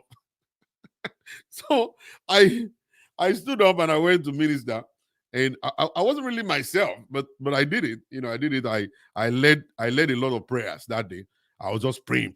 That day I prayed a lot. So when we finished praying and all kinds of stuff, I went to sit in the pastor's office, and she came. She was the one that brought my apple and my pineapple and all kinds of, they give pastors fruits. So she came with it and stuff. And then the husband came and sat down and said, oh my God, that was a beautiful ministration. I said, oh, thank you, sir. And all kinds of stuff. And I said, I will be leaving because I got to be somewhere. And the man gave me the envelope. And this time around, the envelope was totally different. It was a little bigger. A little bigger. So I took it and I appreciated them. I asked them to thank the church on my behalf and stuff. So I walked out, and the lady and the husband followed me, and I jumped in my car, drove off. Oh my God, on my way when I was driving, text messages started coming on my phone, and my God, terrible things, terrible things, terrible things. And this is where we pastors sometimes we miss it. Uh, Even we as a man, when we start getting attention like that, it's possible for us to fall for it. We could fall for it. Somebody saying all manners of things and everything that I look at myself in the mirror, even though I love myself, but the kind of description she was giving me, that wasn't me. Okay. And then my I had to activate my common sense, like, no, this is dangerous stuff and everything. So I blocked the number. So I blocked that number finally. And one night I was sleeping. Then she used another number to call me. And I picked up the phone. I was like, hello. And she said, oh, you blocked me, right? And why is that? Are you afraid? Are you scared? I said, Madam, I'm not scared of anything. I'm a bad boy myself. I said, but the issue is just that now I believe in Christ. I can't continue to do this. I'm really sorry and stuff. And then she said, oh, okay, I'm sorry. I'm just sorry. I'm sorry. And so I shared with my friend, a very good friend of mine who is a pastor also. And the guy said to me, he said, oh, said it's maybe the husband is not doing a good job at home. Or maybe the husband, can't even perform. So she's only looking for someone outside. I was like, but she could get a keyboardist that is in their church. The keyboardist in their church is a big guy too. Or find somebody outside. Why me? I was like, maybe you are the one she chose. I was like, no, I'm sorry. She can't choose me and stuff. So that was how I didn't get to go back to the church. The guy didn't invite me no more and all that kind of stuff. And then she stopped calling me. So it is possible for you to be hearing all of these compliments, and even you as a man, it's possible for you to fall for it. Women do give compliments too. They tell you how good you look. They love your voice. They love your height. They love your big belly and all kinds of stuff. And then they call you my teddy bear, my teddy bear, teddy. And when they say your teddy bear like that, it will get into your brain sometimes and say, huh? So like, this woman is in love with me. No, she's not in love with you. Don't misinterpret the word love. That's not love right there. Okay, that is infatuation. That is lust. The woman is lost in towards you and stuff. And if you fall for that stuff, you're actually heading for destruction. You are heading for destruction. You don't want to do it. And then it's the ability to ask why. Why? Why? Okay. When you ask why, you will get answers. But the issue is that we have refused to ask questions. When something is happening to you, you must ask questions. Why? Why me? Why am I the one she chose? For what reason? Okay. So you need to answer those questions, and then that will be able to save you and push you away from the danger that is there. And then you walk away from it. Okay. So women do fall in when you see men, and men do that a lot. We do that a lot. We give compliments. You see, if you women, if you are going to be truthful, and I want you guys to be truthful, there are some messages that you get on social media that you are still keeping, and you still go back there to read those things. If you are that person, give me a thumbs up. If you believe I'm telling you the truth, I'm speaking the truth here, give me a thumbs up. There are some women there, some guy on social media, some guy on Instagram, some guy on Facebook. They always look at your picture and then they send it to you, say, Madam, oh, you look sweet, man. Madam, you are the best. Madam, oh my God, you look like this. And you are still saving those things. You still have them on your phone. And sometimes you do go back to reread them, all because you want to feel good. Okay? There's so many of you guys, you still have it. Some of you guys are still keeping your ex-boyfriend's messages. Some of you are still keeping your ex-boyfriend messages. They're still on your phone. And you're hiding them. You don't want your husband to see them. And these are the things that will put you into trouble later down the road. Okay? And women, they love to play with fire. Especially married women. Married women, you love to play with fire. Okay, like I said at the beginning, when you love somebody, you love the person. If you don't love them anymore, then you walk away. Okay, I've been preaching this for a long time, and people see me like a devil, that whenever I say people walk away, I know why I'm saying that. I know why I'm saying that. Okay? You see, you can actually you can fall out of love. And when you fall out of love, then somebody is still holding you inside of that same relationship. Hatred will start coming in. You start hating the person. At the moment you start hating that person, you could do anything to that guy or to that woman. And that's why you see a lot of men, they would not talk with you, they won't have sex with you, they just abandon you in the house and get you frustrated until you will be the one. And you will be the one to tell yourself, I'm done, I gotta go. Because they won't tell you. They just want to frustrate you. So the moment you know that there's no more love in this relationship, please call each other and talk about it. Call the person and talk about it. If that person is doing something that you feel like they must to change, let them know. This character must go. This is what is making my love to drain out. Okay? Change this one. You can't be bossing me around. You can't be attacking me. You can't be slandering me. You can't be doing this. The moment you're still doing it, I don't think I could love you anymore. Some people, they have fought. The husband, the wife called police several times and stuff. The man is totally done. Some women have been beat up, they have been slapped and kicked, and inside of them, they're so done. They don't even love the man anymore. Sometimes I get a little worried whenever I ask some of my clients, and this is actually the first question I always ask: do you still love him? And these women will say, I just don't know. I don't know. But for men, it's so very easy for them to tell me, Pastoral, I don't love her again. I don't love her anymore. I don't love her anymore. And when they tell me that, what am I supposed to say? Am I supposed to say, no, you have to stay here? Can I force somebody to fall in love with somebody? All right. Maybe the definition of love was actually wrong. Maybe what they were seeing was what made them to believe that they are in love with them. Maybe it wasn't love in the first place. Maybe it was actually lost in the first place. Okay? Maybe it was lost in the first place. Maybe the guy was just looking at the breast and looking at the bum and feel like, okay, I'm in love with her. Now, the breasts are no longer standing. The bum is now shaggy. Okay? And then the man is now saying, you know what? I don't love you no more. So the issue is that, were you really in love with her in the first place?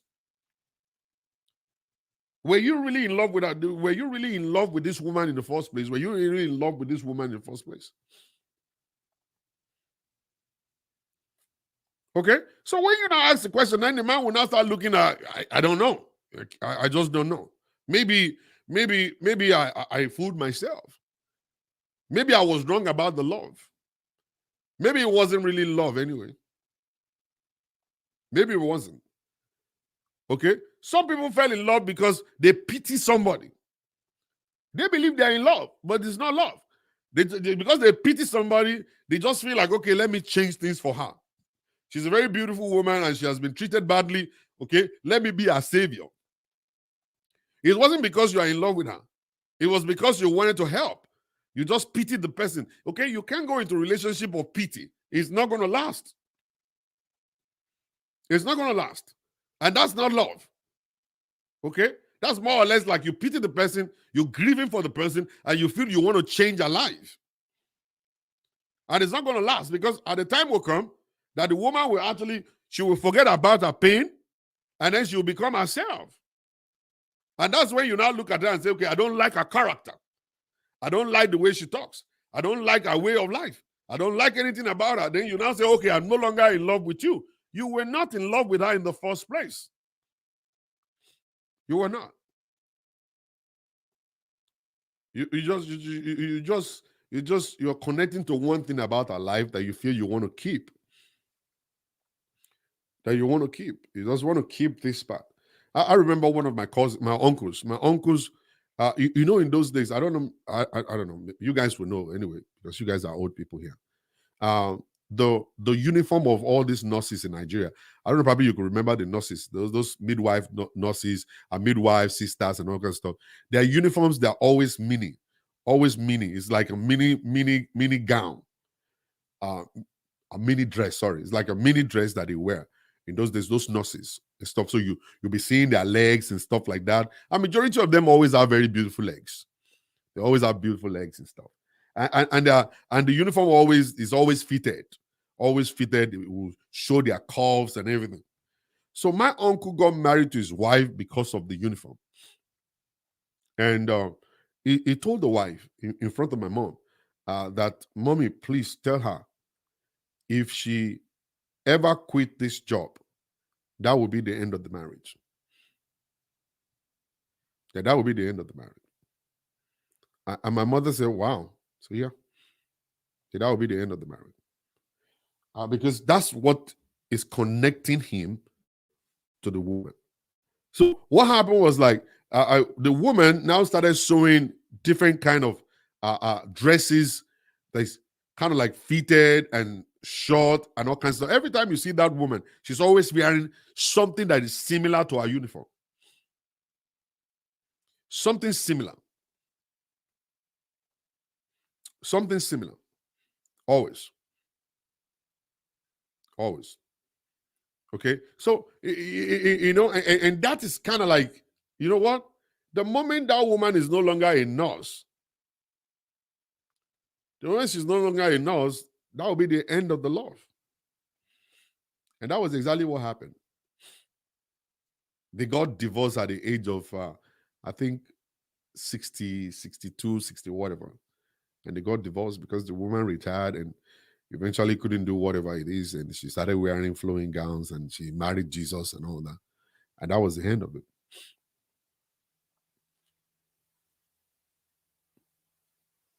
I can't lie. I do like the beautiful ladies in uniform. I'm telling you. All those, they don't wear, in those days, no scrubs.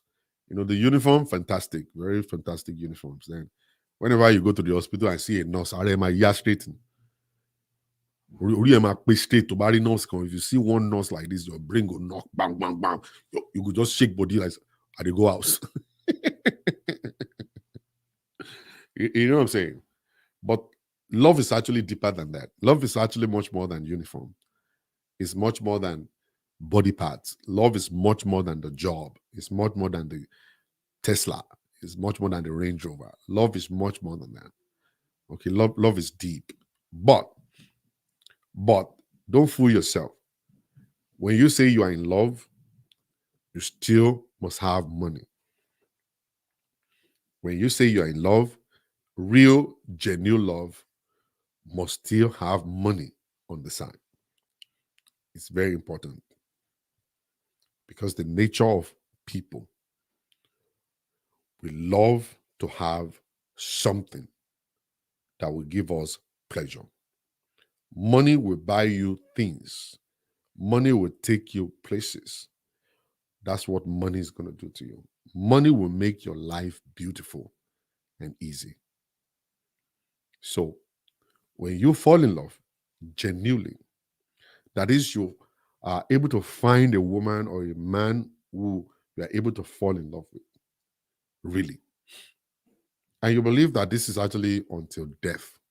I really don't believe that it's another man out there that is for me. I don't believe there is another woman out there for me. Okay? Even with that, love alone cannot hold marriage down. Love alone cannot run marriage. And like I said, it is love that will bring respect. When you love somebody, you respect them. When you love somebody, you respect that person. Love will bring transparency. When you fall in love with somebody, you want them to know everything about you. I remember one time in Nigeria, one small girl fell in love with me. He was in love with his stupidity. He was like, stupid stuff. It's his stupidity. And one day we were talking, and he was like, I feel like I want to enter inside you. I was like, really? And that's what they call puppy love. Puppy love is not real love.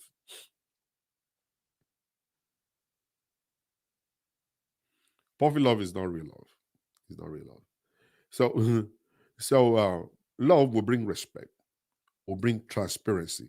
Love will make you to be loyal. You will be loyal to the person. It is love that will make you to be loyal to somebody. They will just see you that, oh, I got to call my wife. Oh, I got to call my wife. And I got to call my husband. I got to call my husband and stuff. And you will be loyal to them. You don't buy things without their knowledge. You don't do things without their knowledge. You don't do nothing. You always think about them first. You see, that's what love is. Love doesn't think about himself. Love would never. That's part of the characteristics of love. You don't think about you. Love always want to think about the other person. You think about the other person. Okay? You think about the other person. It's very, very important. So when you love, there'll be transparency, there'll be loyalty, there'll be respect, there will be togetherness. You always want to be around them. You always want to be around them. Puppy love is just loyal infatuation. Yes, ma'am. You know, you want to be around them. You want to do things together. You want to buy houses together. You want to buy cars together. You want to travel together. Love will actually make you to do that. And love will actually make you to be a family man. It is love that makes people to be family men, family people. Some men will say, "Well, I'm out, and I'm out. I just love my friends." It's because there's no love, and they will always say, I love her, I love her, I love her," but there's no love. And this is the question. I'm going to open my telephone line right now for those who would love to call briefly. Let me turn this thing on. Now, the question is this: now that we have been able to establish what real love is it possible? Let me put the number out. Is it possible?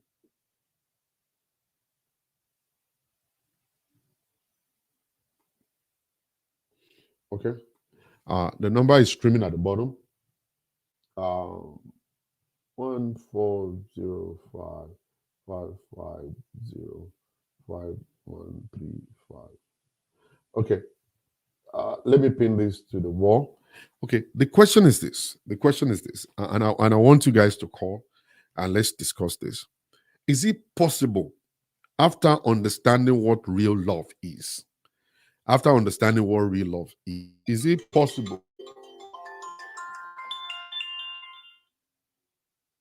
Is it possible for a man or a woman to say, I love my wife? Okay. Is it possible for a man or a woman to say, I love my wife and still cheat on them? I have heard this many times that men will say, I love my wife, but if I cheat on them, doesn't mean I do not love them, or doesn't mean I do not love her, or I do not love him. Women do say that also, that I love my wife.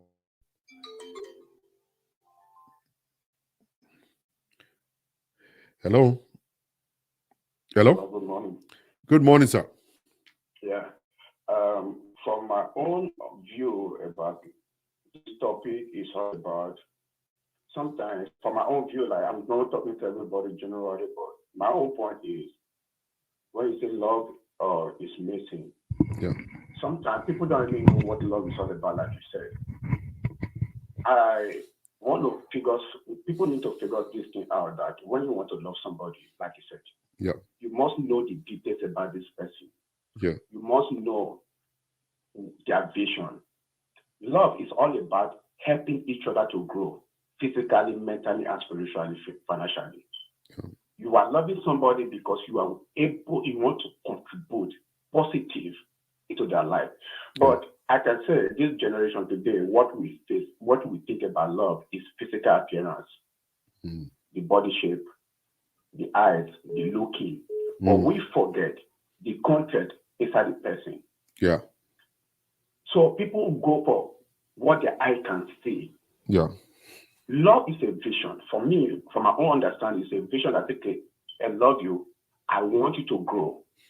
Yeah. You must not grow in my own dream because we have different dreams. My job is to support you in your dream, encourage you. Yeah. But these days, I think we go for like, okay, the guy look dressed, the guy is tall, he have beard, look at this lady bumble, look at the breast, look at the shape. Yeah. We forget after we acquire this body, this shape, this height, this whatever it is, we discover that this is not the content inside the person. It's not actually what we're looking for. So that is one of the reasons why love is missing. Yeah. Secondly, when it comes to money, no matter how small you make, whether you're in Nigeria, you are in UK, you are in America, you should be able to take responsibility. I always say this right from my child. The day you say I love you to someone, you are ready whether you're a lady or a man, you are ready to accept responsibility Yeah. to stand that love, because love is come with a lot of responsibility. Apart of money, you need to give attention, you need to like respect, you need to honor them. Well, is by respecting a lady, if my woman tell me today, if my girlfriend tell me today, okay, Louis, if I see you doing these things, like you always do this thing, if I see you doing this, I'm going to leave you. And I see my vision, my life ties around this lady, I'm going to respect that. I'm not going to lose that, because today we say, if you go and that woman, then I will get plenty. You can never replace a good woman in your life, no matter how good you are as a man. If you miss it, or you're a woman, you miss a good man, you can never have that replacement, because there's one person can turn your life around, and one person can destroy whatever you have built for 10 years.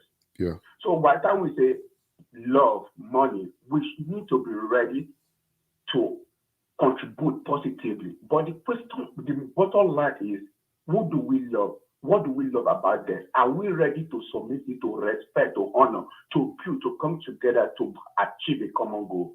We are going to get old. My mom was a beautiful woman in 60, 70 years ago. Today's an old woman. All the brumbum, all the breasts, all everything, it has fallen down. But at the end of the day, she's still in the marriage. Yeah. So we should forget about the physical appearance. Today we lost on physical appearance. Now, sir. And that is where now, sir. My question for you, sir. My question to you, sir, is that is it possible for you to love your wife unconditionally and still cheat on her? When you love someone, you cannot cheat. Cheat is a personal discipline. And I will say one thing, sir. This cheating, people say, my own point of view is, even when you are married at home as a man, you are chatting on that lady, you are giving them attention, you guys chatting about sex or whatever, you are already cheating already. So if what, like, sometimes we don't have this feeling. I'm a man, I will understand. We don't have this feeling where what women go through. I'm not in support of the women, but I'm telling you the truth that the same way women forgive us for our mistake, whatever it is, men don't forgive like that. We are seeing a lot of women are in marriage today, they caught their husband cheating, but they forgive, they let go. But if a man caught his wife cheating, that memory will never leave the man. So if you can feel that pain, why can't you just respect the woman by you not cheating? That I love what you say, I love what you're preaching, that talk about everything. You need to communicate your sex life, you need to communicate. Before you come together, you need to have a structure of your relationship, you need to have a clue, a vision, whatever you want. If you guys are not tired, just let go of it. This is right. That's just the truth. Thank you very much. Welcome, sir. God bless you for contributing. God bless. But where are you calling from, sir? From Arizona. God bless you. Thank you, sir. Welcome, sir. Goodbye. All right. If you are in a relationship and you are in love, but you are not getting enough attention, no sex in the relationship. Hello? Hello. Hello? Good afternoon. Can you please speak up, man? We want people to hear you. Oh, good afternoon, sir. Good afternoon, man. You want to contribute on the show? Yes, exactly. All right, go ahead, man. Yeah, actually, this is a true life story, and it's also like a question I want to throw out there. Okay. And the question is, if you're in a relationship, a serious one, right?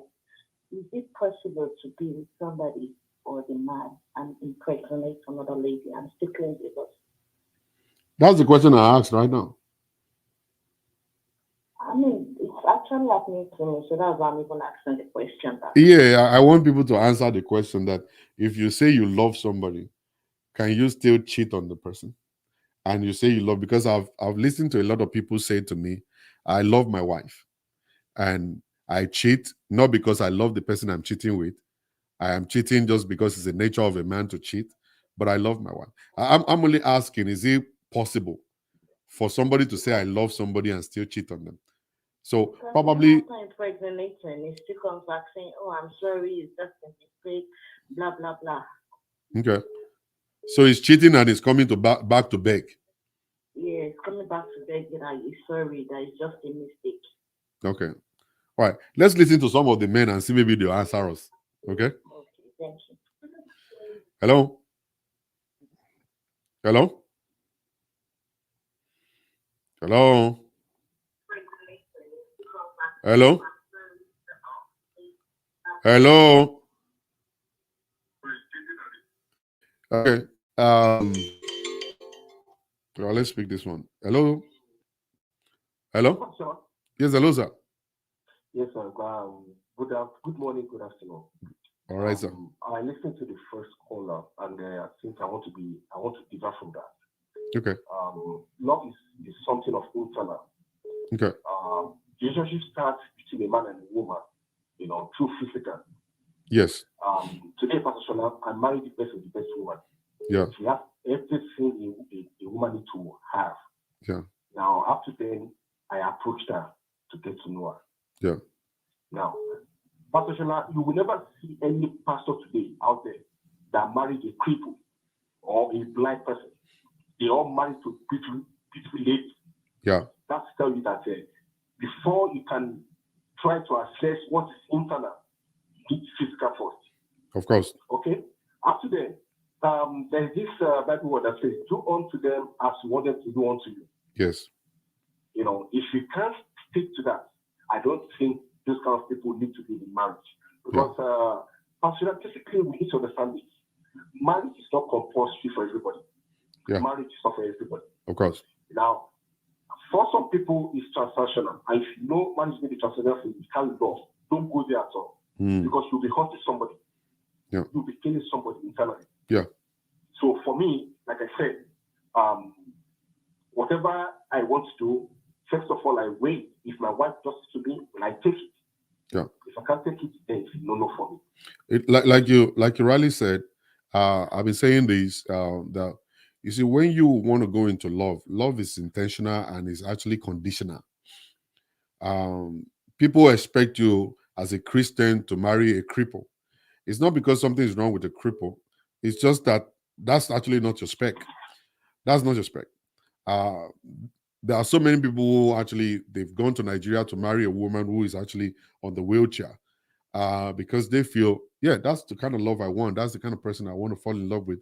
Maybe they already had it planned. Maybe they have seen the woman. They've been with the woman for some time. They love the character. They love the person. And, they're able to fall in love. Okay, so it comes from the physical is first. When you connect with somebody physically, then you can now start looking at the inside, the character, the God on the inside, and all kinds of stuff. But we must not get lost on the physical. People get lost. They only dig into the physical and they leave the inside alone to later find out later 3 years in the marriage. And then they will come and now start saying women are bad, or men are bad, or something's wrong. So, like you said, we must actually balance the two together, to be able to know that the physical is doing it for me, and even the spiritual is doing it for me, and the character is what I'm looking for. And that's where the peace comes from marriage. Thank you, sir.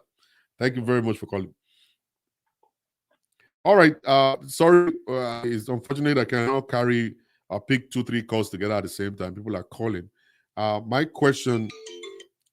question for the day is that, is it possible for you to be in love with your wife or husband and still cheat on them? Hello, can you turn your computer off? We're hearing the sound. Yes, I can. Okay. You want to contribute on the show, man? Yes. You can go ahead. Okay. Well, the question is in two ways. Okay. And where I am going this morning does not mean that I approve or I do not approve. Okay. But the reality on ground is what I will talk about. Okay. We have two different people in a relationship. Okay. The man is different from the woman, physically and psychologically. Okay. So, cheating does not mean that the love is gone or it was never there. Okay. But the reality with the man now is that you can still cheat and love that person. Okay. Because why do we cheat in the first place? It's not because of love that we cheat. We have so many reasons why we cheat, men and women. Okay. Like I said, the reality on ground is that when a woman cheats, it's out of love. Most times. When a man cheats, it doesn't mean that he's out of love. it doesn't mean that the love never existed. And we all cheat for different reasons. So men, what could make a man to cheat even though he's in love with his wife? Well, sometimes to validate their personality of being a man. Break it down to us, man. Yes. Sometimes they do this thing just to validate the essence of their manhood. A man is loving at home, but still want to play ball outside because that's just what a man is. That's what he would tell you. I'm a man. I can do it. It's selfish, though. It's wrong, though. I'm not saying it's right. It's wrong. It's selfish. They are impulsive. They are selfish. They do these things for all these reasons, which logically will say it is not making sense. But to them, it is making sense. So a man can cheat for several reasons and still be in love with that woman. And just like you said, love does not make marriage. It's beyond love. It's beyond love. So for the woman, like I said, we are two people and we have two different personalities in this relationship. Mm-hmm. So for the woman, when a woman cheats, most times is out of love. Mm-hmm. And for whatever film says reasons they can cheat, it could be for money. We talked about this in one of your shows. Like a woman can cheat for financial, solution to a problem. A woman can cheat because he's having problems. The man is not fulfilling her desires and needs. And so she goes out. But when this thing happens, most times the woman is out of love. So what do you think? What do you think as a decent way of a woman who is no longer in love with the husband or not being loved, filing for divorce, walking away to find somebody else that loves him instead of going to cheat?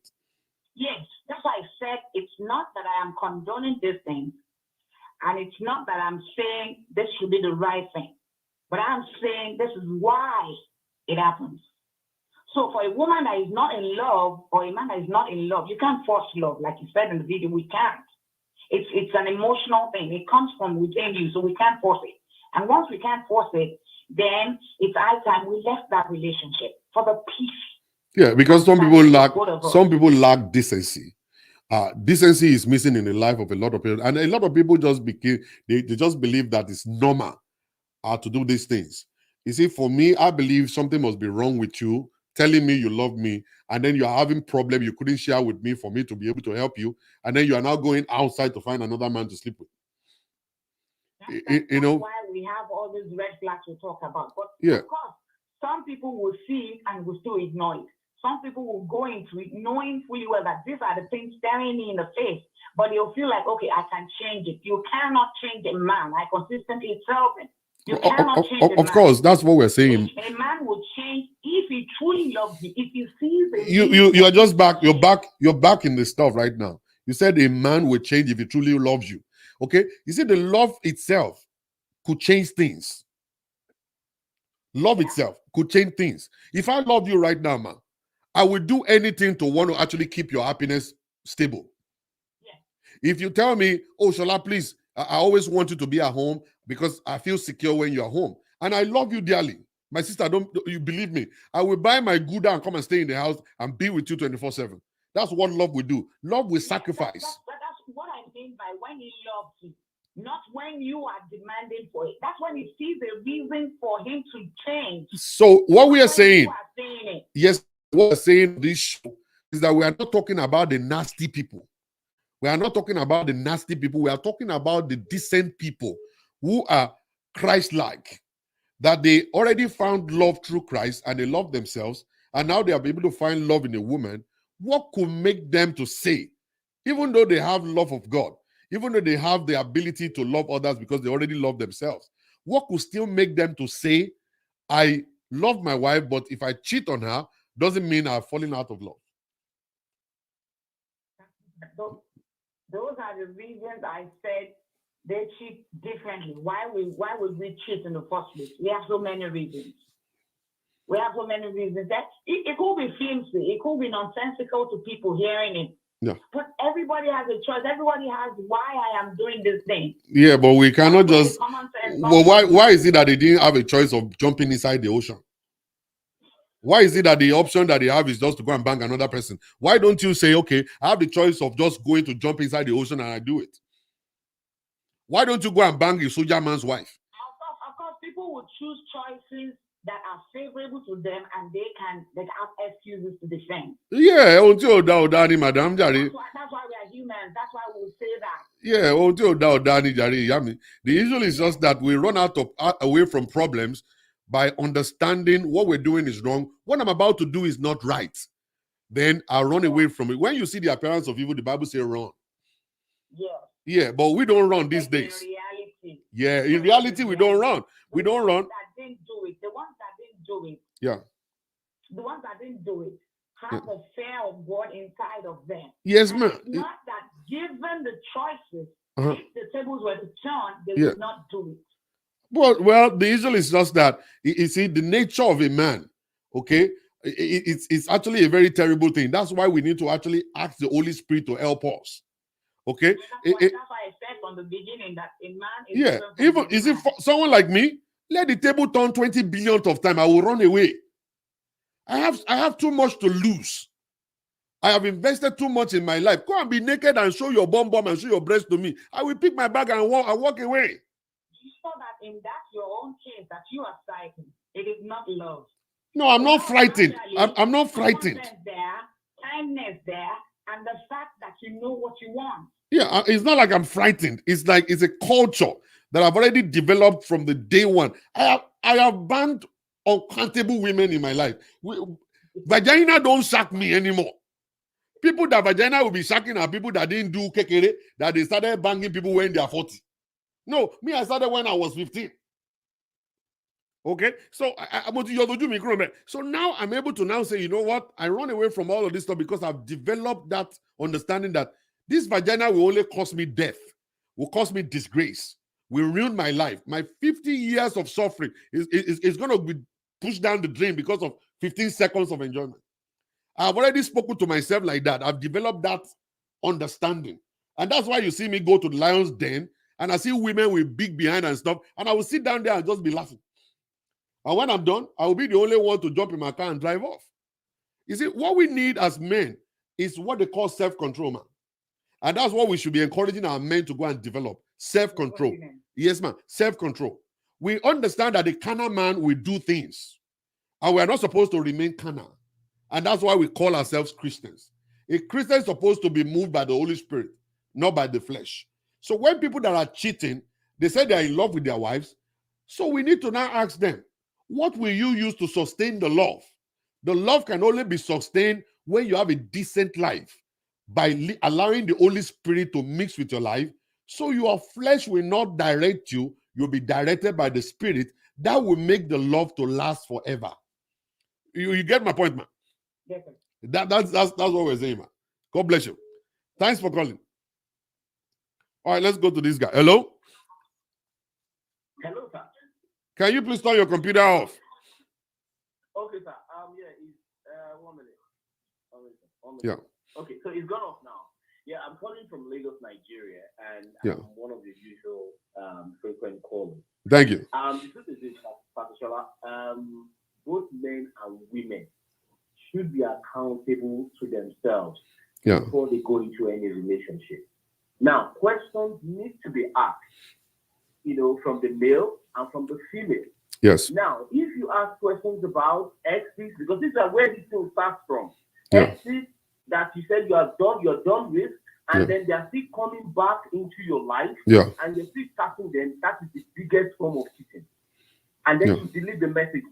Before you know what happened, they'll just start telling you, let's hang out, let's do this, let's do that. And that's where it starts. So the truth of the matter is, cheating is a no-no for anybody. Don't even tolerate it, because once you allow it, your relationship is dead. Yes. I'll give you an example, sir. My uncle, Deeper Life member, well-grounded. The man is wealthy. He has a business partner. They share the same place in Lagos Island. Guess what happened? He said he was going on a business trip. Yeah. Put the wife in charge. Wife is a very beautiful lady. Yeah. Very beautiful woman. Very beautiful. Now the question is, I mean, this is my own campaign, houses in Lagos there. The question I'm saying is, how did the woman end up sleeping with the business partner? That's the question. So right now, at the end of the day, Pastoral, I'm telling you right now, before my dad passed on, that marriage never ceased to be the same again. Because the kids were very little, they found out what their mom did, and it's never the same. Because even after begging, pleading, and all that, the truth about the matter is, before you go into cheating, for example, someone like me, I always think about the consequences of what I'm going to face. You are just exactly like me. That's what I think about all the time. What am I going to say? Because the truth is that I don't want my mom to come and ask me questions to say, boy, what are you doing? Why did you marry this lady if you know you're going to be messing about? So we need to be accountable to each other. Yes. And another thing people don't understand is this: if you're a single person here, or you are a married person, when you marry, that's the worst time these things happen. Dr. Shola. Yeah. You will now start seeing another woman being more beautiful than your wife at home. Yeah. Yeah. What are you going to do then? Yeah. That's when your self-discipline and self-control will come in. Yeah. That's when you will know that, man, I fear my wife. I shouldn't do this. Yeah. Yeah. And also these days, the internet is now an ecosystem. If you want to marry anybody, just scan the person's page and look at people that might know the person, and then go and do your research on the person before you even engage. Very important. What kind of lady is it? What kind of man is it? Yes, very important. A lot of rubbish is going on these days. So many guys are just marrying bongo, marrying bread, marrying everything. Yeah. You don't look at the person's character. You don't even check the parents' background. You don't even look at the history. Yeah. Go and listen. Tell the person to tell you the parents' history. You'll come back and bite them later. What kind of family you want to get into? Yes. Yes. Yes. Yes. Cheating is a no-no. If you know you cannot keep your body as a man or as a woman, don't marry. Keep knocking around. Yeah, nobody's going to say nothing when you're single. Yeah. When you're single. You will know where it will benefit you to. Yes. That is just my own contribution. Thank you, my brother Jare. God bless you. I was talking the other time. She was just trying to play around the bush. Oh, if you want it. Oh, if you Thank you, my brother. Right. Now, there are certain things that could happen in life, and I want us to look into it. If you say you're standing, be careful lest you fall. That's the word of the Bible. Even with the self-control, even with the knowledge of the things of God, even with the control of the Holy Spirit, falling is still possible. It's still possible for you to fall. Okay, but you don't want to beat yourself down or kill yourself for falling. You need to get up on your feet, okay, and get restored. There is no one that is above mistakes. There is difference between you intentionally doing something or falling into error. Two different things entirely. I'll come back to, let me pick this call. Hello? Shola. Yes, hello, ma. Good morning, sir. Good afternoon. I'm calling from California. Yes, you want to contribute? Yeah, yes, just very brief because I need to go. I listened to the last caller. Yeah. I agree 100% with all he said. Okay. Then the other woman that called, she sounded like my mom. Okay. My mom would say, they are polygamous animal. I would tell my mom, no. Yeah. Once you call yourself a child of God, like you said, sir, every appearances of evil, to stay away from it. I'll use myself as an example. You said one thing the other time, that some people, they start sleeping around at the age of 40 after they get married. Yeah. My example is my husband, the first time he had sex, I think it was with me. So the moment he got out of the country, he saw different type of women. He couldn't control himself. He ended up having a child outside this marriage. One thing that happened then was I saw different men too.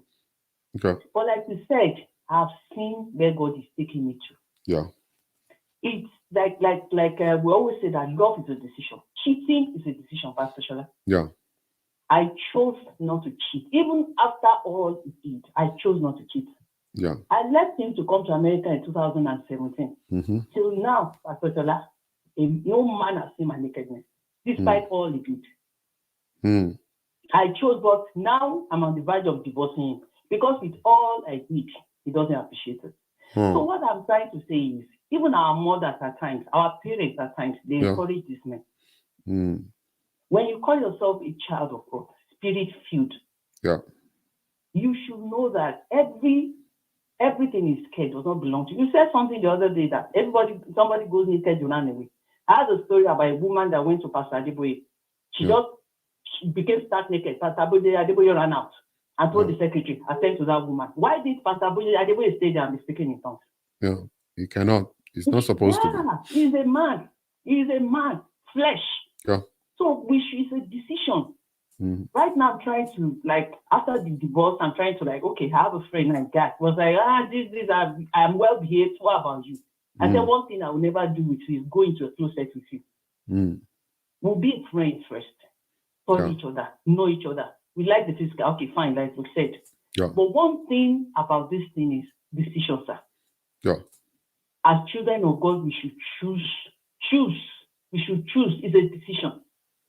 So I will encourage our men, our women. When you love somebody, when you say you love somebody, you cannot hurt that person. And when you cheat, I know how it feels.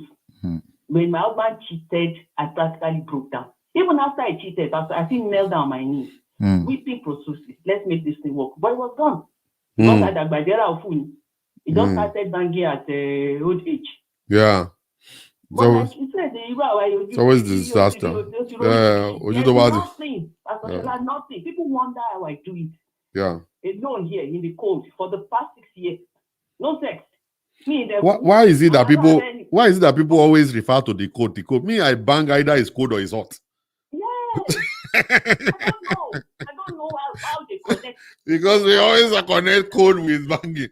My daughter will say weather for the two, you and your blanket, which is very true. Yeah. The ability to put on your heater, be under your blanket. Yeah. Pastor Shola, we appreciate everything you are doing. Thank you. That these men will learn. Thank you. These women will learn because it is both sides. Okay. Thank you, man. Bless you. God bless you, sir. You too. Wonderful day. You too. Bye. All right. As I was saying, it's possible for people to fall. And that's what the Bible says, when a righteous man falleth seven times, God will still restore him. It's not about falling on the ground. It's about committing error. And I could see that people are saying that cheating is intentional. You plan to cheat. That's why you're cheating and all that stuff. Please don't believe that. There are certain situations that you will enter into. At a level, you'll become vulnerable. And it's possible for people that actually offer to help you, to penetrate you at that point in time. You need a shoulder to cry on. Maybe you're alone by yourself. You have been abandoned in a place and you are by yourself. It's just like this woman who just called in. She's here by herself, nobody around. And something happened. And she will need the help of somebody. All right. Let me give you guys a story of a lady while I was in Oklahoma. Her car broke down on the highway. She got nobody to call. So one guy stopped. Just imagine. I want you guys to listen. Everybody, they were all passing by.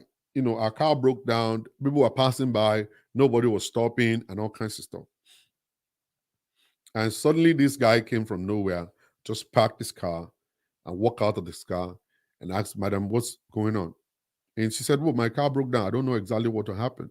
What happened to it?" So the guy popped the hood, checked it out and all kinds of stuff. It's not something he could fix. So he called his mechanic and the mechanic said, "Well, I'll be there in maybe like 4 or 5 hours." So the man said, "Madam, you're in a hurry?" She said, "Yes." He said, "Don't worry, I'll take you. I'll take you to wherever you're going. I'll drop you off and I'll come back and get this car fixed up. So I'm going to tell my driver to bring it to you." And that was exactly what the man did. And don't forget, this woman happens to be a married woman. She's a married woman and stuff. But the husband at that time was in Nigeria. Now, the guy who stopped happens to be a white guy. The guy fixed the car and took the car straight to the office where the lady works and dropped it off and gave the key. And the very first thing the woman asks is, "Can you give me your number, please, so I can be talking with you? Thank you very much. And then I'll pay you back," and all kinds of stuff. So The man said, oh, no, you don't have to worry. She said, no, I insist. And then the guy gave the number. That was how they started chatting. And they were chatting and they were chatting. And every time there's a situation, that woman will call the white guy. And they will call. So one day something happened that she was crying. And this white guy drove to the house and gave her his shoulder to cry on, was able to help her with the problem and all kinds of stuff. And before you got to know it, they started kissing each other. And that's how they started sleeping together. Before the woman could wake up, okay, it's been 2, 3, 4 years into that relationship. And when she woke up, that was when she realized that I'm a married woman. Why am I doing this? Why am I doing this? Why am I doing this? And that was when they now came to me and how to talk about this sort of stuff, that our friend believed it must be a demon. That's a demon that wants to ruin our marriage. That's why she fell into it. Okay? But it's not. It's just because at that point in time, the man offered to help. He gave her the support. And sometimes women will actually get carried away. Even men too do get carried away. It's just like myself. Somebody paid for my hotel room 250,000, 240,000 every day. Okay? And the next thing you're going to be thinking about is, oh my God, how do I pay this person back? How do I pay this person back? If that person is even touching you and rubbing your chest, you won't say nothing. Paying for 1 week, 240,000 for 1 week. So it's possible for you to actually fall. But it will take you as a strong man to know how to run away from such a thing like that. But people do fall. Women fall, men do fall. But the beautiful thing is that there is always that escape route. When you see the appearance of you, run. But in case you didn't see it, in case you got carried away, quickly get back on your feet. There are certain things that you will do that you will not be able to tell people. There are certain things that you will do that you will not be able to tell people. So when you see things that are about to happen to you that I won't be able to tell anybody this, don't do it. Don't do it. Just walk away from it. And anything that has to do with keeping secret, just walk away from it. Always make sure. I'm not going to judge anybody. I'm not going to say people cannot fall. I'm not going to say, okay, you must be straight. I'm not going to say that because people fall. And I'm not that kind of a Superman myself. Okay? I'm not. I will not blame you, but the issue is just that when you see these things, don't play with the breast of the devil. Don't sit there and play with the breast of the devil. Don't tell yourself, oh no, I can handle this. Don't tell yourself, I'm not going to fall. How about the person that fell yesterday? Don't ever say maybe they are not smart enough. Maybe you are the one that is not smart right now. So when you see it happening around you, take off and run. Take off and run. Don't play with it. It will ruin you. Okay? It will ruin you. And always, like the last caller said, always think about the consequence of what you're about to do. Put it on a scale. Okay? And every time you will see that this thing will destroy your home. It's not going to destroy your home alone. It will destroy everything around you. It will destroy everything around you. So when you engage in cheating will give memory. It will never. Is it the woman you are cheating with? You will think she's happy cooking a for you. You think she's happy just doing all this stuff for you. You think she's happy opening up her leg and you're banging, and she's not demanding for nothing. She's not. She's calculating the time she will penetrate you. A woman that you are sleeping with outside will never in this world love your wife. She will be the enemy of your wife. That man you are sleeping with will never love your husband. He will be the enemy of your husband. And they are not thinking of anything good to happen to your wife or your husband. They wish them dead. And you begin to see different kind of stuff happening. And spiritually, it's more of transfer of covenant that you may not even believe and understand it. You will see your business going down. You see things going down for you. You are getting sick and problem at work. You're getting fired. Some people are getting promoted, you are not. And you might not be able to connect it with what you're doing right now. But I want to let you know for real, that stuff is connecting together. It is connected. And there's the time for you to run away from it. A woman is not happy, and the husband is not making money. And I told the man, I said, sir, I said, can I tell you one thing? He said, yes. I said, your wife has not been praying for you. And he said, oh, why? I said, because she's not happy. And I told him exactly what happened. And the man said, oh my God, what am I supposed to do now? I said, the way you treat your wife is the way God will treat your prayer point. It doesn't matter how you are praying, and banging your head. When that woman is not happy and she's not praying for you, your business will go down. Your life will become miserable. You will not have peace. And you will see that you just continue to sweat. There'll be nothing to show for it. Because there is a covenant between the two of you. They call it the covenant of marriage. And that covenant is not just between the two of you. That covenant is between you, her, and God. You remember the day when you went to the altar and then they said, in front of God and these people. You know, don't fool yourself. God cannot be mocked. Okay? God can never be mocked. You see, you think you trick them by saying, yes, I do. But there's a covenant already registered on your name. It's a blood sealed covenant. That anything you do to that woman or to that man will always bounce back to you. And that's why we need to understand it. Before you take people to the altar, make sure that this person is actually in love with you and you're in love with the person. And you're ready to do anything for them. Because love will make you to change for somebody. If you love somebody, you change for them. If they love you, they change for you. Okay? A man told the wife, say, I don't want you to get angry anymore. And that man showed love to that woman. And that was the end of anger. Because that woman decided to help herself. She went for anger management. She started holding herself, and gradually, it became the lifestyle. People will change if you love them. It is only love that will change a person. Only love. When you show a criminal love, it's possible for that criminal to change. When you show love to a prostitute, that prostitute will change. If you show love to a wicked person, it's possible for that wicked person to change. And that's the reason why God said, for God so loved the world. He came to this wretched, nasty world, all because he wanted to deliver us. And so many of us have been delivered already because we actually appreciate the love that's extended to us. Okay? So you as a man, when you continue to sleep around, you break the covenant between you and your wife. The Bible says when you sleep with a prostitute, at the moment that you're sleeping with a prostitute, heaven is recording it that that prostitute is your wife. So you succeeded in breaking up the covenant between you and your wife, and you have entered into a covenant with a prostitute or with the side chick that you entered into. And then you come right back to your wife again. Okay?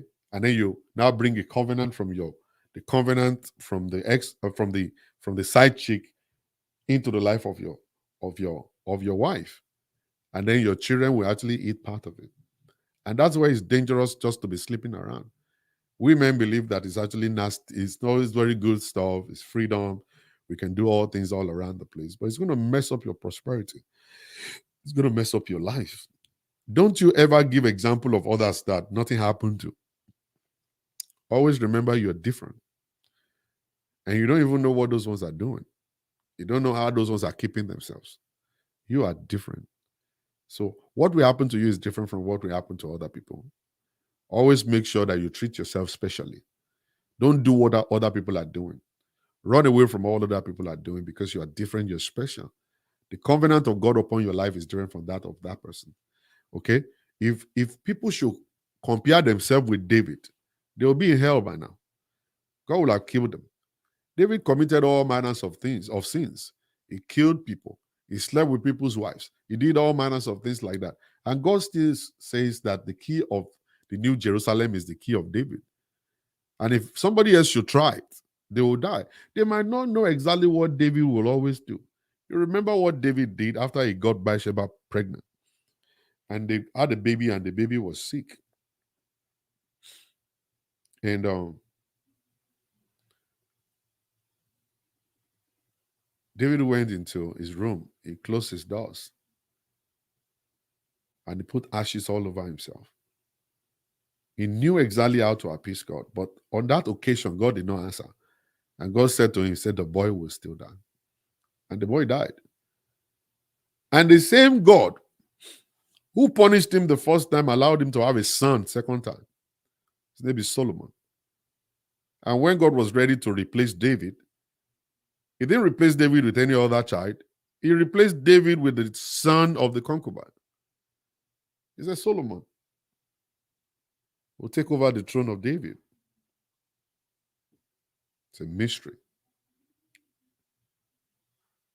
David knew how to appease God. He knew how to go to God and say, God, I'm sorry. And every time he will commit a sin, he will not go back to it.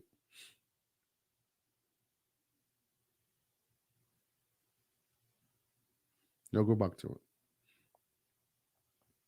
So people should understand. Treat yourself specially. You are not like everybody. You're different. If you do it, it's going to have a different result. They are doing it and getting away with it. You don't even know what they're actually facing at home. You don't know the kind of problem they are facing. They're not going to come back and tell you what they're facing. You will think that they are good. It's possible for them not to be good. All right? You don't want to do it. You want to run away from it. And the Lord God Almighty will bless you in Jesus' name. I want you guys to go home with it. Think about it.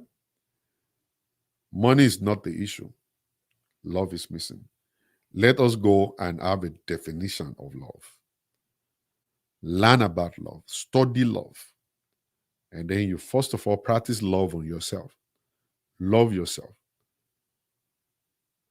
And then you will be able to learn to share the love with other people.